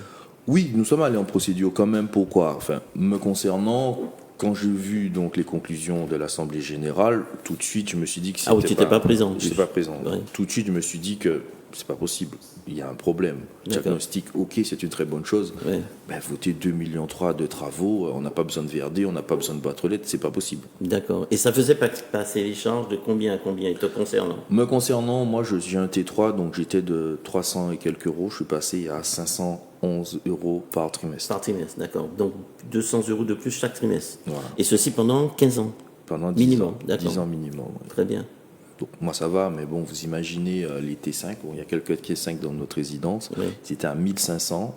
certaines personnes sont retraitées, c'est pas possible. Et qu'est-ce qui vous a pris d'aller en justice? Pourquoi vous êtes allé en justice? C'est quoi la démarche? Comment ça fonctionne? Je me suis trompé, excusez-moi, sur ma charge de copropriété, excusez-moi. Donc les 511, en fait, c'est juste l'appel de fonds. Voilà, donc j'étais à 811, c'est des charges générales. en fait, excusez-moi. D'accord, donc 300 € de plus chaque trimestre pour les travaux. 500 de plus. Donc 500 de plus. 300 à 800. À 811, 500 je me suis trompé. Les 511, c'est juste les charges pour donc plus du double, en fait. C'est ça. Ah ouais, d'accord. Quasiment le triple. Ça commence à peser. Ok, d'accord. Tout à fait. Alors, le procès. Le procès, comment ça s'est passé? Eh bien, tout d'abord, nous nous sommes retournés vers un avocat. Oui. Puisqu'il faut savoir, très important, il fallait qu'on prenne une décision rapide. Parce qu'on avait un délai pour contester une décision d'AG. D'accord. Et ce délai, c'est? Ce délai, c'est 1 mois. C'est bien cela? C'est 2 mois. 2 mois. Excusez-moi. 2 mois. 2 mois, voilà. d'accord. Nous avions 2 mois donc pour contester. 2 mois à partir de quand? C'est la date de départ? À cause de la notification du procès verbal de l'Assemblée générale. Quand il a reçu son procès verbal, il avait 2 mois pour aller en procédure. Pour aller en procédure. Pour prendre un avocat. Tout à fait. D'accord. Il ne pouvait pas envoyer un courrier, une lettre simple au syndic en disant vous n'êtes pas d'accord, faire une lettre collective. Ils sont plusieurs, ils ne pouvaient pas faire ça. Oui. Ils pouvaient faire ça. Oui. Faire un courrier sans passer par un avocat, bien sûr. Ah non, il faut passer l'avocat directement. Il faut passer obligatoirement par un avocat. D'accord, mais c'est important. Ah oui, il faut passer obligatoirement par un tribunal. Parce que vous me répondez timidement. Ah non, pas timidement. Pas timidement. D'accord. Il faut passer par un avocat. D'accord, il ne pouvait pas faire autrement que de prendre un avocat. D'accord, ce qui a coûté une certaine somme, bien entendu. Et alors, on a gagné, on a perdu? On a gagné. Sur quelle base? Sur les bases que, de toute façon, comment dirais-je? Autrement dit, qu'a dit le juge? Puisqu'il vous a donné raison. Il vous a dit que, il a annulé la décision, apparemment. Il a annulé la décision, c'est ce que nous voulions. Oui. Sur les raisons que le diagnostic en premier n'a pas été validé par l'Assemblée générale.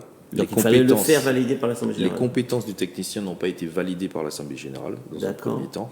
Dans un deuxième temps, les charges pour les copropriétaires n'étaient pas viables. D'accord.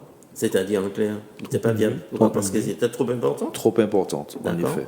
Oui. Donc il y a aussi le fait que forcément quand vous avez des charges de copropriété trop élevées, ce n'est pas possible ce n'est pas normal. Pour certaines personnes, c'est difficile à suivre. C'est difficile. L'idée, ce n'est pas non plus de mettre des gens en difficulté. D'accord. Alors, Yuri, je me tourne vers vous. Oui. Ronald nous dit que le juge dit que les compétences du diagnostiqueur n'étaient pas les bonnes. Enfin, je résume. Non, n'avaient pas été validées par l'Assemblée générale. N'a pas été validées par l'Assemblée générale. Donc, il faut faire valider les compétences du diagnostiqueur par l'Assemblée générale. Tout à fait. Ce qui incombe au syndic. Parce que le syndic doit faire un choix. Et comme ces compétences sont définies par décret... Oui. Les compétences de qui? Non, les compétences du technicien. Je dirais de l'expert. Du diagnostiqueur. Du diagnostiqueur. D'accord. Donc, je dirais elles sont définies par décret. Donc, il appartient au syndic de vérifier qu'il répond bien, je dirais, à ses compétences. D'accord. Et le présenter, je dirais, à l'Assemblée générale. D'accord. À la limite, pour que l'Assemblée générale puisse le valider. Pour que l'Assemblée générale puisse valider. Valider, d'accord. Donc quand même, il y a quand même une sacrée responsabilité, lui, le syndic, parce que s'il ne vérifie pas, il va forcément présenter quelqu'un, je dirais, qui ne va pas... Toutes les compétences requises pour faire le travail. Toutes les compétences requises, je dirais, pour ce décret. D'accord. Alors, qu'est-ce qu'il faut comme compétences pour faire ce travail?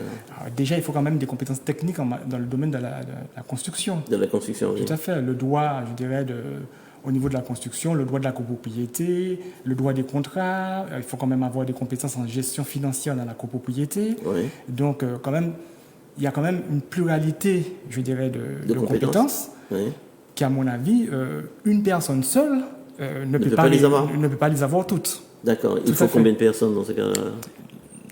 Au moins 3 personnes, je trouve. Là, il faut au moins quelqu'un du bâtiment, quelqu'un qui connaît un peu la copro. Financière, génie financière, par exemple. Si jamais le bâtiment répond aux critères, je dirais, au niveau du DPE collectif. Mais quand même... Du DPE collectif, oui, d'accord. Oui, tout à fait. En fait, dans les différents points du DTG, il y a un point où on parle, je dirais, de si le bâtiment dispose ce qu'on appelle de système de refroidissement collectif, chauffage pour la France, mais refroidissement collectif, je dirais, pour la Martinique. Donc, effectivement, si cette copropriété a plus de 50 lots et plus, et si elle a un permis de construire délivré avant juin 2001, Donc effectivement, ce DPE devra, je dirais, être fait. DPE, ce que... DPE connaître que ça veut dire sur la structure. Donc, diagnostic de performance. Diagnostic de performance énergétique. Énergétique, d'accord. Voilà, tout à fait. Très bien. Et M. Bapin parlait tout à l'heure que de travaux. Il a fait les travaux, il a vu les boîtes aux lettres, c'est ça, les bâtiments. Les VRD. Donc, on voit bien qu'il n'avait qu'une... C'est un technicien de bâtiment, c'était pas un juriste non plus de la copropriété. C'était pas non plus un situation financière, il n'a pas parlé de ça. D'accord. Voilà. Et il faut faire une analyse financière de la copropriété avant de se lancer. Tout à fait. Parce que dans le point 2, il y a quand même la situation de la... Le point 2, c'est-à-dire parce qu'il y a un point 1. Non, en fait, quand c'est dans le DTG, il y a l'état apparent. Dans le point de la situation. L'état apparent du bâtiment. C'est-à-dire tout ce qui est partie commune et équipement commun. D'accord. Au niveau je dirais qui appartiennent à l'immeuble. D'accord. Donc une visite suffit. On n'a pas besoin de faire un diagnostic approfondi. On dit apparent, donc c'est pas... Donc ce qu'on voit. D'accord, donc on n'a pas besoin d'être un spécialiste du bâtiment pour voir des choses qui ne vont pas. Mais par contre, dans le point 2, vous avez également la situation du syndicat au regard des obligations. Donc il faut quand même une analyse de la lecture des comptes, je dirais, du syndicat. Et cette personne doit avoir quand même de solides connaissances dans le domaine de la copropriété. D'accord, mais quelles connaissances qu'il faut dans le domaine de la copropriété pour faire un diagnostic technique global?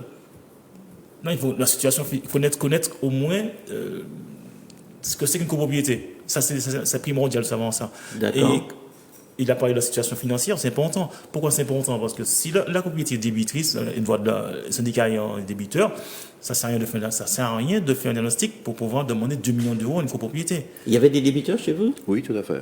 Ils étaient à hauteur de combien? Au total, nous étions approximativement 120 000 euros, il me semble. D'accord. 120 000 euros le budget total. de combien? Le budget de notre copropriété, 119 000. Et il y a 122 000 euros de payés. Donc on était à 100%, plus de 100%. Et alors, sur 100%, on fait un appel de fonds de 2 600 000. C'est ça. Quand même. Remarquez, sur 10 ans, c'était... À 10 ans, oui, 2 millions de... ça fait 26 millions. Non, ça fait... 26 millions. Non, qu'est-ce que je raconte? Ça fait... sur 10 ans, c'est 260 000. Un budget supplémentaire. Un budget supplémentaire, on va dire ça comme ça. Exactement. D'accord. Mais je veux revenir sur les compétences du diagnostiqueur. Donc, on a dit que des compétences en matière de bâtiment, d'abord, sur les principes constructifs, grosso modo. Et puis, on a dit qu'il faut des compétences en matière de droit de la copropriété. Oui. Pour faire qui ça? Mais quand même, il faut avoir quand même une bonne connaissance, je dirais, de la loi du 10 juillet 65. Oui. Si vous lisez... Quel rapport avec les travaux? Ah, vous en parlez uniquement des travaux? Non, il fait un diagnostic, on dit un diagnostiqueur, c'est quelqu'un... Non, mais s'il veut connaître la situation, je dirais, avec le conseil syndical, on va demander quand même la lecture des procès-verbaux sur les 10 dernières années.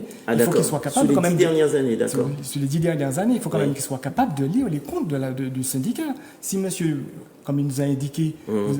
La copropriété fait ressortir, je dirais, un impayé de charge, je dirais, qui est trop important. Oui.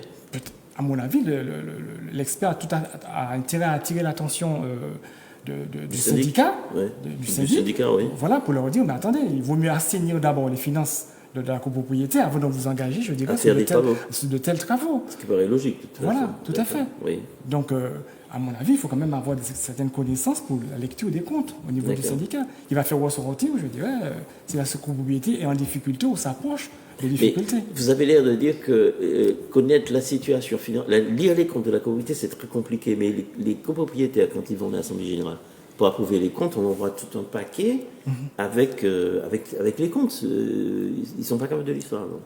C'est compliqué à lire. À mon avis, quand même, il faut... Ouais, ça, c'est compliqué.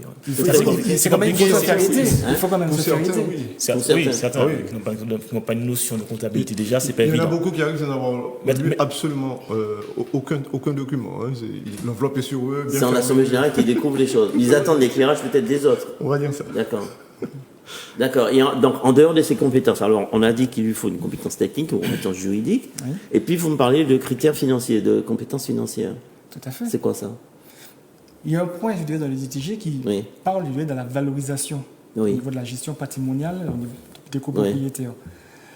Donc, il faut quand même que le technicien soit capable de lister, parce que si en face, comme monsieur vous dit, là, pour 2 millions de travaux, en face, est-ce que j'ai un plan de financement? Et quels sont les organismes que je vais solliciter, je dirais, pour pouvoir aider? Donc, d'un côté, on va mettre, je dirais, ces travaux, qui représentent quand même une somme assez importante, mais en face... On va faire un appel de fonds et puis les gens ne parlent pas. Voilà, en face, il n'y a pas de plan de financement qui permette aux gens d'avoir une visibilité sur la façon qu'ils pourront financer ces travaux. Est-ce que, par exemple, la copropriété dispose, je ne sais pas moi, du dispositif de foncier qui pourrait permettre le détachement d'une portion de terrain, je dirais, qui permettrait de faire entrer de nouvelles ressources financières. Quelles sont les possibilités, je dirais, que la copropriété dispose, par exemple, en matière de location de toiture, en panneaux photovoltaïques. Je veux vous raconter le doigt. Voilà. Aussi, effectivement, donc, il y a des possibilités qui permettent, je dirais, une fois ce document remis, même si on a des travaux conséquents, on peut avoir en face, je dirais, un plan de financement qui permettrait de donner aux copropriétaires une visibilité sur éventuellement comment financer. Quelques années, bien sûr. Voilà, sur les quelques années. Alors, le DTG n'est pas obligatoire? Non, il n'est pas obligatoire. Le DTG. Enfin, je m'explique. Pas obligatoire. On parle de copropriété. On est en copropriété. Là, le DTG n'est pas obligatoire.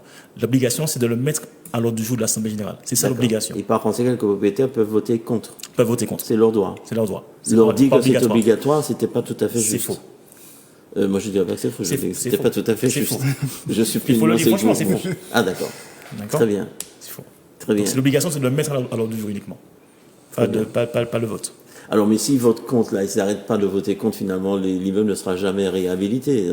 Non, mais... ça va devenir un HLM non amélioré, là, vraiment dégradé. S'ils votent contre, c'est qu'ils pensent qu'ils n'ont pas les finances suffisantes pour pouvoir faire les travaux, même si on considère que les travaux on appelle les travaux pluriannuels, ça va se faire sur un certain nombre d'années, mais c'est qu'ils n'ont pas la possibilité de le faire. Mais, alors, oui. Mais est-ce qu'on appelle des fonds de travaux. Oui. D'accord? Donc, qui justement sont obligatoires, eux, par contre. Depuis 2017, sont obligatoires. Le fonds de travaux est obligatoire. C'est quoi le fonds de travaux? C'est un fonds qui a été institué en 2017 pour permettre aux copropriétaires de mettre de l'argent de côté pour les travaux, pour les travaux futurs. On va dire futurs, d'accord? Il y a un montant minimum. Un montant minimum, d'accord. L'intérêt du diagnostic. L'intérêt du diagnostic par rapport au fonds de travaux, c'est de le faire en sachant qu'on n'a pas de travaux à faire. Alors, si le diagnostic dit qu'il n'y a pas de travaux à faire, le fonds de travaux, on élimine ça pendant 10 ans. Disparaît pendant 10 ans. D'accord. Ah, c'est l'intérêt du diagnostic technique du DTG. L'intérêt. Mais si on veut faire un vrai diagnostic avec les travaux, il faut qu'on ait la capacité financière pour pouvoir le faire. Ça ne sert à rien de le faire sans capacité. Ronald, tu voulais dire quelque chose? Je voudrais rebondir sur cette partie parce que moi, jusqu'ici, ma vision du DTG, pour moi, c'est une très bonne chose. Oui. On a un diagnostic complet de la résidence. Oui, ça c'est intéressant. Oui, c'est intéressant, c'est sûr. On a quand même une vision extérieure sur les travaux à faire. C'est quand même intéressant. Vous m'arrêterez aussi si je me trompe, mais nous avons aussi bien sur ces travaux une partie où on vous dit si la sécurité ou non est engagée. Oui, tout ça peut être l'accessibilité, tout, ça peut être ça. Oui, donc les travaux où il y a des raisons de sécurité, donc ces travaux sont obligatoires. Oui. On est d'accord. Les autres travaux, alors pourquoi je parle de ça? Parce que vous avez dit que on ne fait pas de DTG, on n'est pas obligé de faire une DTG si on n'a pas les fonds pour faire les travaux. Ouais. Mais ma vision du DTG, c'est que le DTG est là pour aider à prendre des décisions sur les travaux à venir, voire faire dans le plan pluriannuel, c'est ça? Pluriannuel, on est d'accord. On est d'accord. Mais c'est pas parce qu'on a fait un DTG qu'on est obligé de faire des travaux tout de suite. Ah non, pas du tout. On est d'accord. Bien d'accord. C'est bien ça. Donc, et c'est là où moi, aujourd'hui, quand on nous dit qu'il faut payer tout de suite 2 300 000 euros, alors que, comme vous l'avez dit, il n'y a pas de plan de financement, il n'y a pas non plus de plan pluriannuel étalé pour faire les travaux, ce n'est pas normal. D'accord. Là, à ce moment-là, excusez-moi, mais j'ai eu l'impression d'être pris pour une vache à lait. Très bien. Alors, j'ai lu un article de un monsieur qui est quand même... c'est une plume, hein. Je ne me rappelle plus exactement, président, je ne sais plus de quoi, qui disait que cette histoire de DTG va aboutir à des crises sociales dans les copropriétés. Qu'il y a des gens qui ne peuvent pas. Il y a des gens qui ont une petite retraite. Et puis, on est en train de leur dire, attendez, il faut refaire la toiture, il faut la refaire l'escalier, etc. Et que finalement, il reproche au législateur de n'avoir pas tenu compte des personnes qui vivent dans la copropriété, mais d'avoir tenu compte que des bâtiments. Donc les bâtiments, on va les améliorer. Et d'ailleurs, le but du législateur, c'était de dire qu'il faut que le bâtiment fasse la relance économique. Et par conséquent, il fallait trouver un moyen pour forcer les copropriétaires à faire des travaux d'amélioration. Oui, c'est ça. Et ce monsieur disait, mais finalement, c'est bien gentil de dire cela, mais et les gens qui sont là-dedans, comment on fait avec eux? Ils n'ont plus qu'à vendre leur appartement, ou bien aller vivre chez leurs parents, même à un certain âge. C'est un petit peu... C'est ce qu'il disait dans son rapport. Et j'ai l'impression que chez vous, il y a eu quand même quelques difficultés à ce niveau-là, quand même. Des gens qui ne pouvaient pas suivre, quand même. Pas grand monde pouvait suivre. D'accord. Pas grand monde pouvait suivre. Donc, 2 millions d'euros, oui, c'est sûr. Oui, c'était très rapidement, c'est très rapidement devenu compliqué, parce que même ceux qui ont voté oui, parce qu'au début, ça a été expliqué comme étant une obligation. Donc certains ont voté oui, n'ont pas réalisé l'impact. Quand ils ont reçu les premiers appels de fonds, bon, moi j'ai un T3, quand je passe de 300 à 800 euros, ça fait mal quelque chose. Hein. Ceux qui avaient des T4 sont passés à 1000 euros, les T5 à 1500 euros. Justement, quelle a été la réaction des propriétaires, justement, par rapport à ça? Je ne sais pas moi, est-ce qu'il y a eu une guéguerre, entre guillemets, entre vous? Comment ça s'est passé? Alors oui, c'est très intéressant ce que vous dites, parce que, alors, premièrement, moi quand j'ai vu, comme je vous ai dit, tout de suite, je me suis interrogé, je suis allé sur Internet. Moi, je suis un professionnel de l'immobilier, mais dans la transaction, donc je me suis rapidement retourné vers des confrères syndics qui m'ont expliqué les choses. Je me suis retourné vers Monsieur Étifier, qui m'a confirmé les marches à suivre, et ainsi de suite. Et là, j'ai commencé à en discuter donc avec mes copropriétaires.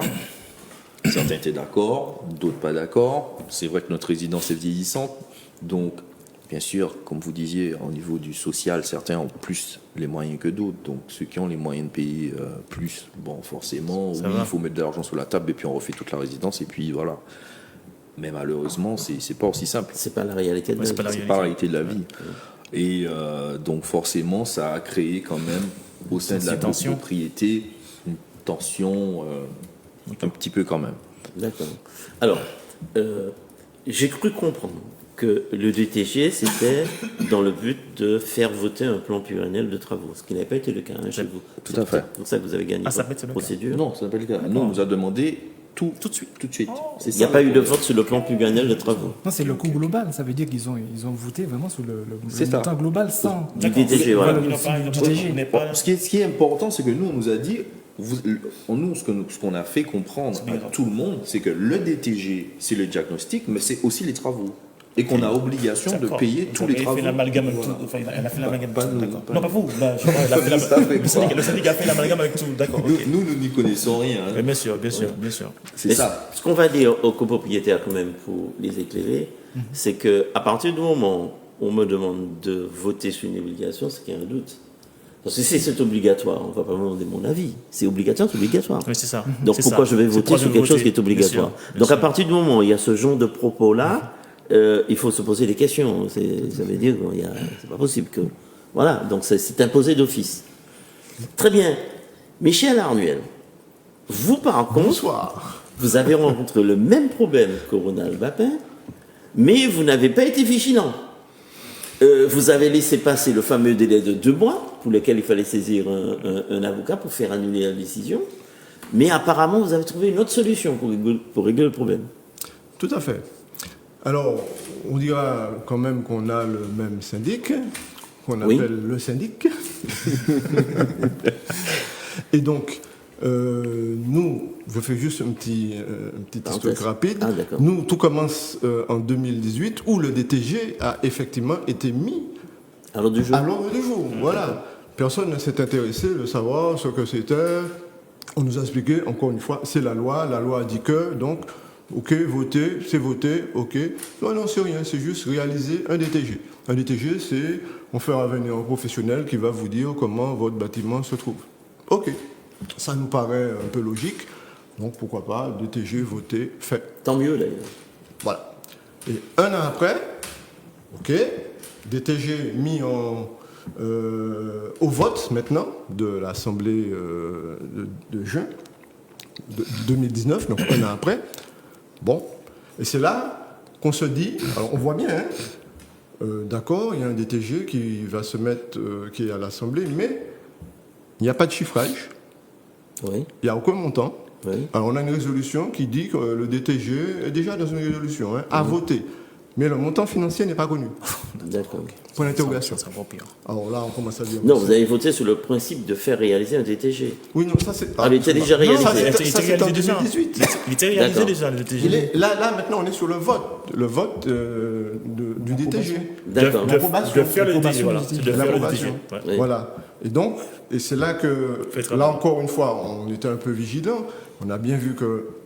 Mais, on s'est dit... Bon, le conseil syndical, qui est des personnes qu'on connaît, qui sont là depuis 2 mandats, 3 mandats, bon, ils vont être un peu vigilants. Bon, moi-même, je suis un peu vigilant. J'ai été aussi au conseil syndical. Ça m'étonnerait que ça passe, cette affaire-là. Oui. Donc, comme beaucoup de résolutions, on sait déjà d'office, l'instinct, entre nous, on dit, mais non, c'est pas possible, ça va pas passer. Mais non. Bon, ok. Donc, on a pris ça comme ça. Donc on s'est retrouvé en Assemblée Générale. Moi, après une certaine heure, vous savez, l'Assemblée Générale, ça ne dure pas d'heure. Oui. Donc après une certaine heure, 21h, 22h, allez, on lève l'encre. Mais le point n'est pas encore passé. À l'ordre du jour, Et moi, je suis parti, d'autres aussi. Et on a laissé, on va dire, les professionnels, conseil syndical en tête, régler tout ça en sachant que ça ne va rien se passer. Et après, on apprend que ça a été voté. Vote. Alors première chose, on ne comprend pas. Pourquoi c'est voté ? Mais non. Alors, qu'est-ce qui se passe à l'AG ? On fait venir un fameux cabinet, il n'y a pas son nom, ok ? Donc, il présente son DTG, le diagnostiqueur. Oui. D'accord, il vient. Oui. Et là, on entend parler beaucoup d'amiante. Il y a de l'amiante, il y a ci, il faut faire attention. Pour désamianter un immeuble, c'est tout un problème. Et donc, les gens sont là, ah bon, il y a de l'amiante chez nous ? Ah oui, bon, on ne sait pas. Donc, on sent qu'il y a un peu un malaise dans la résidence, enfin dans l'AG. Donc, il y a de l'amiante. OK. Donc, première crise de panique. Deuxième crise de panique. On dit, les copropriétaires, ils ne savent pas si c'est obligatoire ou si c'est pas obligatoire. Alors, certains s'expriment. Et là, on nous dit, c'est la loi. La loi impose que, la loi a dit, donc, on n'a pas le choix, c'est la loi.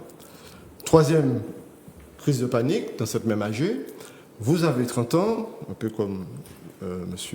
Bapin, vous avez 30 ans, votre résidence, ça fait bien longtemps qu'elle a eu un ravalement, qu'elle a déjà eu un premier ravalement, mais ça fait au moins 14-15 ans derrière nous déjà. D'accord. Donc, vous n'êtes pas loin de l'insalubrité. Le mot est sorti en AG. Oui, vous n'êtes pas insalubre, mais vous n'êtes pas loin de l'être. Dans la bouche du syndic. Alors tout le monde, les gens se regardent. Bon allez, on va voter. Et les gens ont voté. Parce qu'on a bien agité le masque qu'il fallait. Ils ont voté quoi exactement ? Ils ont voté un montant, c'est ça ? Alors, le montant a été découvert par la présentation à l'AG. D'accord, vous n'avez pas les éléments avant. Non. Le syndic, pour se défendre, dit « Ah oui, mais j'ai mis ça sur l'extranet. » Oui, mais l'extranet, elle a mis ça 3 jours avant. D'accord. Sur l'extranet. D'accord. Je pose la question, qui a vu ça ?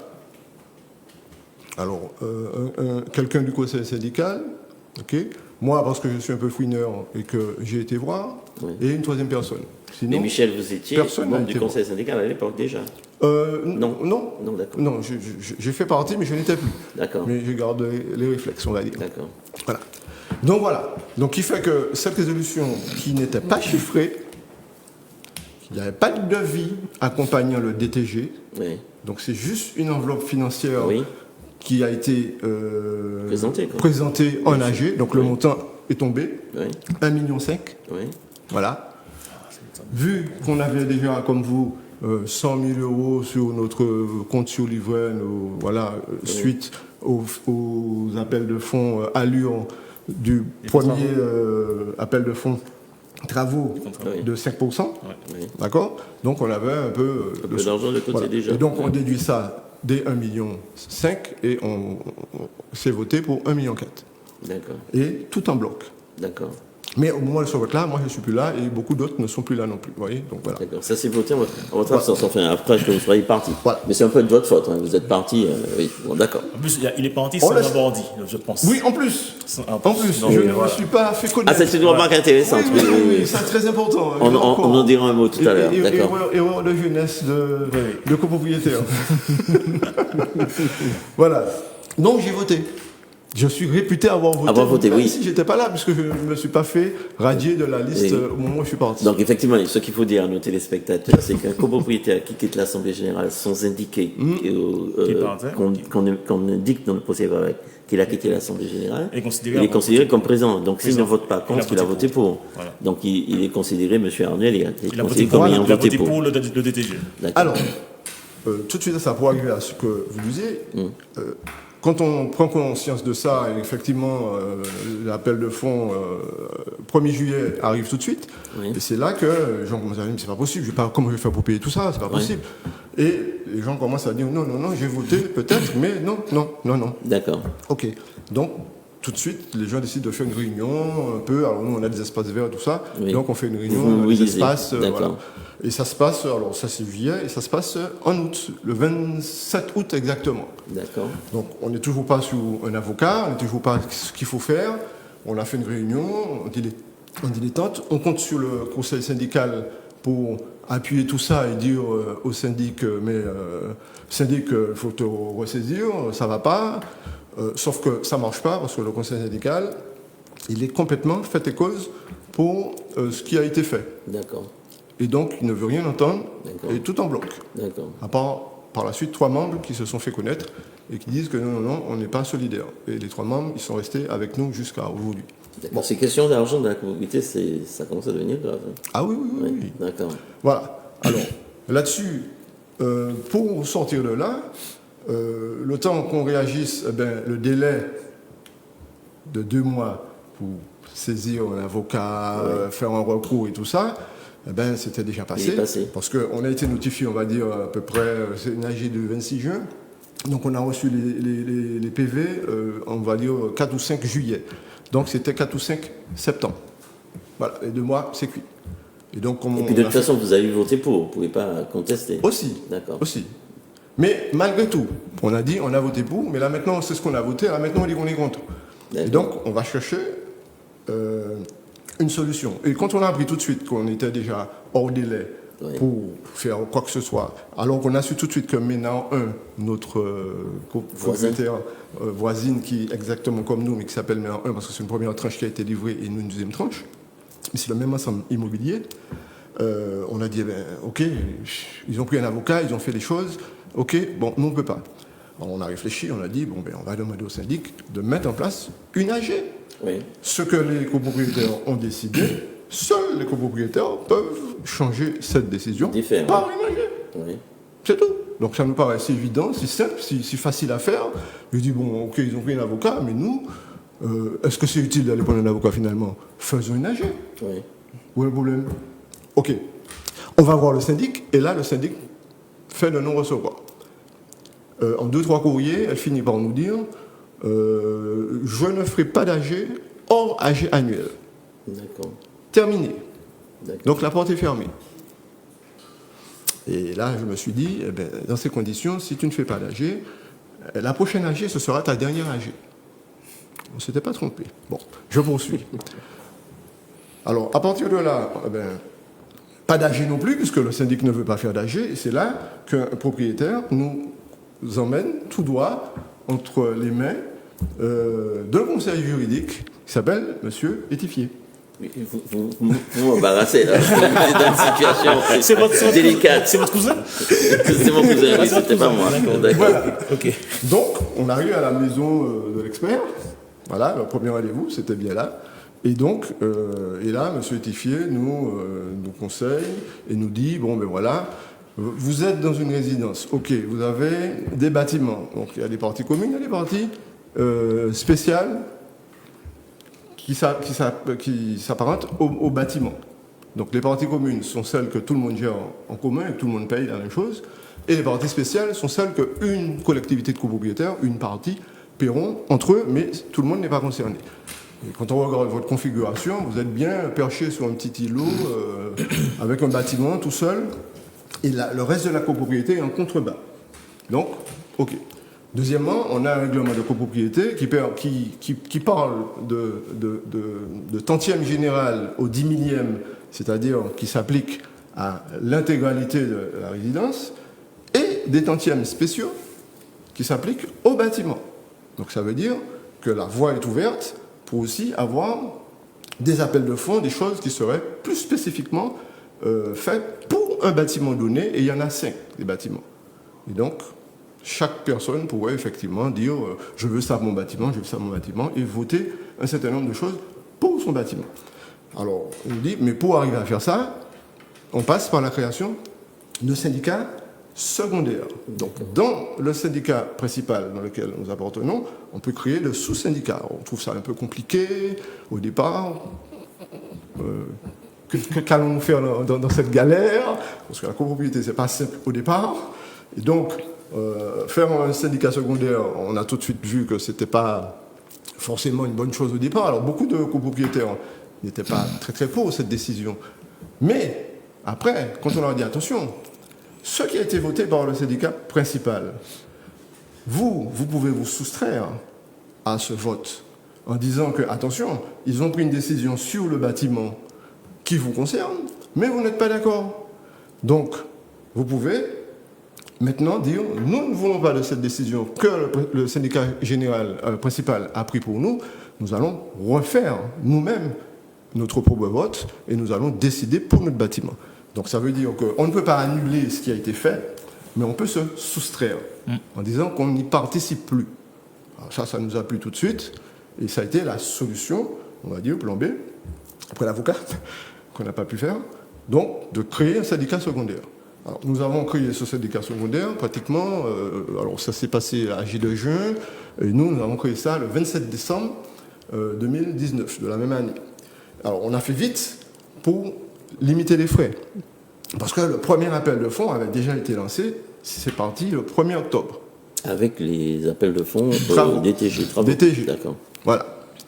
Alors, je voulais dire quand même un mot sur justement le fameux DTG.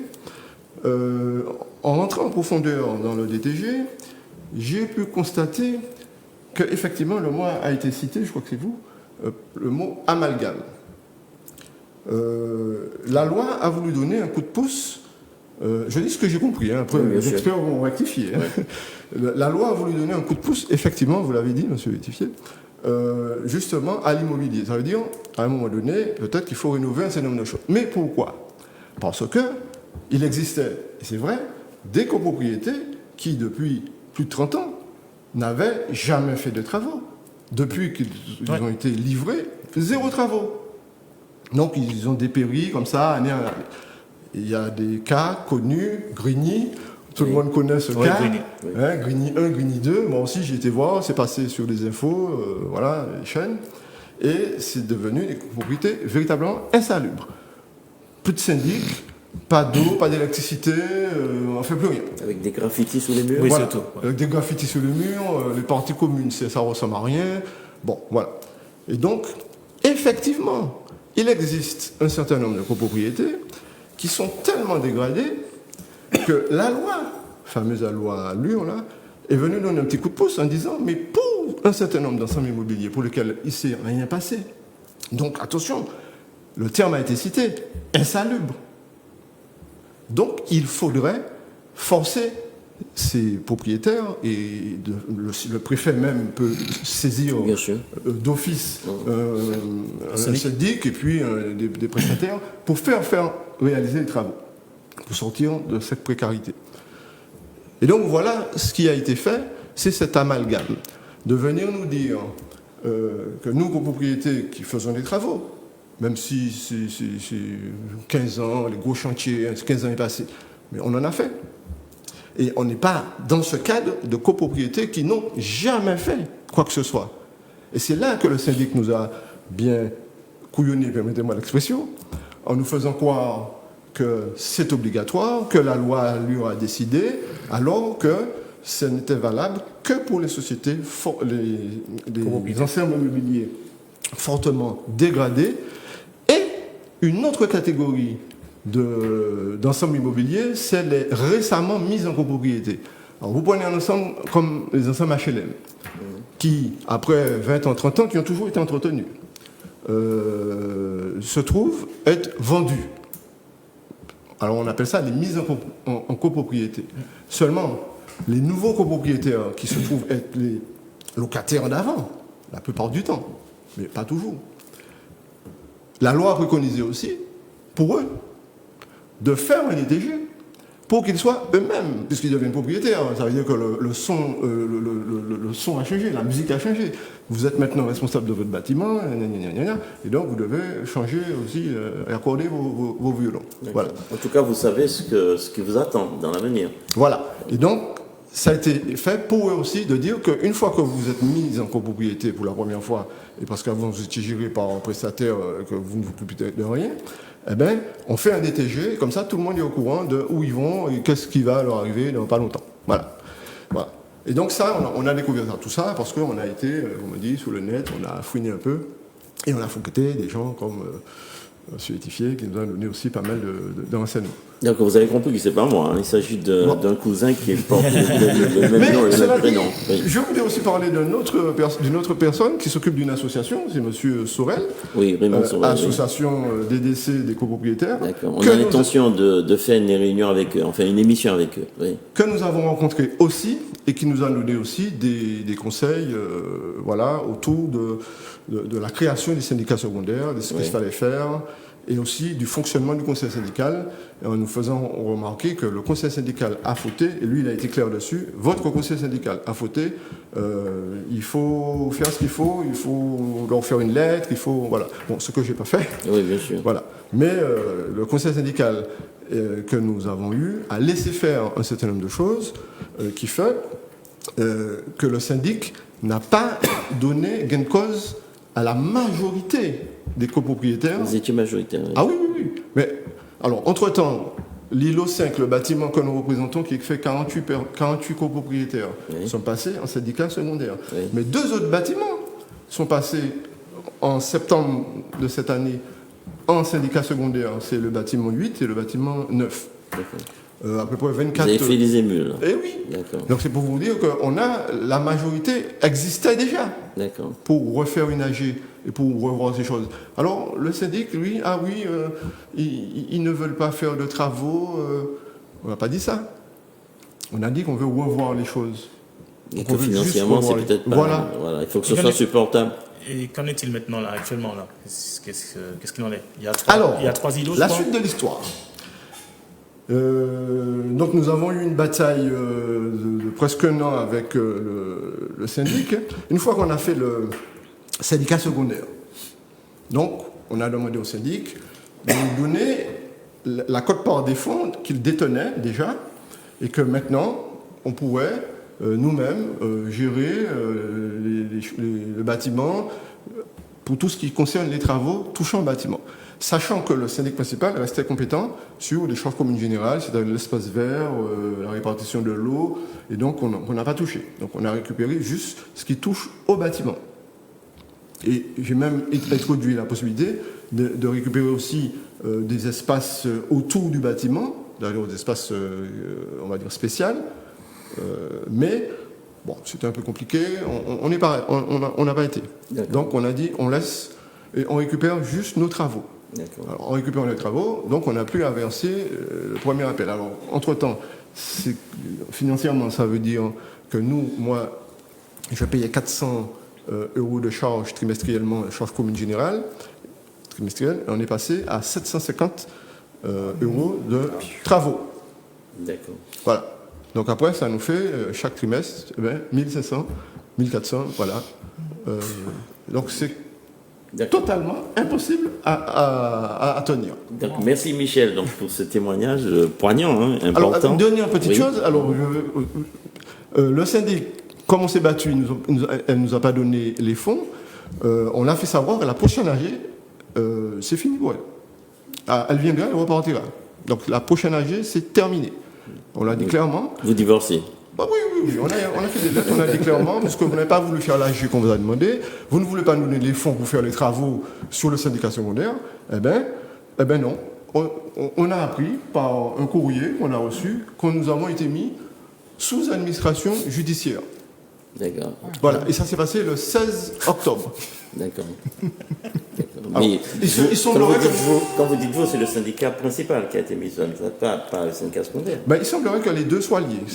Non, je permets de donner la réponse. Non, le syndicat secondaire n'est pas concerné. Ça, je vous l'affirme. Je vous l'affirme. D'ailleurs, je vous l'affirme après que votre avocat elle-même l'ait dit. Hein, mais je ne l'affirme pas comme ça, tout simplement. Mais je voudrais revenir à vous deux, là, les experts, à la lumière de ces deux témoignages. Quel est votre ressenti? C'est-à-dire que je pense que vous ne jouez pas votre rôle. Il y a trop, aujourd'hui, dans les copropriétés, il y a trop de gens qui ne savent pas. Il y a trop de gens qui ne sont pas accompagnés. Mais qu'est-ce que vous faites pour les aider, ces gens-là? Justement, c'est ce que j'allais dire. Ce serait ma conclusion, justement. Mais on ne sait pas s'ils sont... Mais il faut qu'ils viennent nous voir. Il faut qu'ils sachent qu'il existe des associations, des entreprises qui aident les copropriétaires, même pas forcément les copropriétaires. Le conseil syndical peut se faire, dont la loi le dit, le décret le dit de façon, peut se faire assister de conseils, de techniciens. Donc, alors, il y a un empêche de venir nous voir et qu'on puisse le conseiller pour éviter d'avoir tant de dépenses, tant de montants, 2 millions, 1 million. Il vaut mieux qu'ils viennent nous voir et à ce moment-là... Je dirais même pas ça, je dirais tant de souffrance, tant de bataille pour rien, tant d'énergie épuisée. Bien sûr. Mais vous nous aviez promis, il y a quelque temps de cela, de faire des formations pour les copropriétaires. Des ateliers plutôt. Des ateliers, oui. Voilà, ça rejoint ce que je disais. Gratuitement, vous m'aviez dit la fois dernière. Oui, bien sûr. Et je ne vois rien venir. Ça fait déjà plus d'1 an. Avec tout ce qui se passe en ce moment. Bon, évidemment, c'était la réponse trouvée. Oui, bien sûr. Ça remet un peu en cause nos plans. Mais bon, ça va. Vous inquiétez pas, l'année prochaine, on va partir le plus belle. Très bien. Donc, on compte sur vous pour ne vous inquiétez pas. Tout à fait. En tout cas, Ronald, merci beaucoup d'être présent ce soir. Ça m'a fait énormément plaisir. Merci. Et Michel également. Je vous donne rendez-vous à l'année prochaine. Si Dieu veut bien. En tout cas, passez une excellente fin d'année et à bientôt.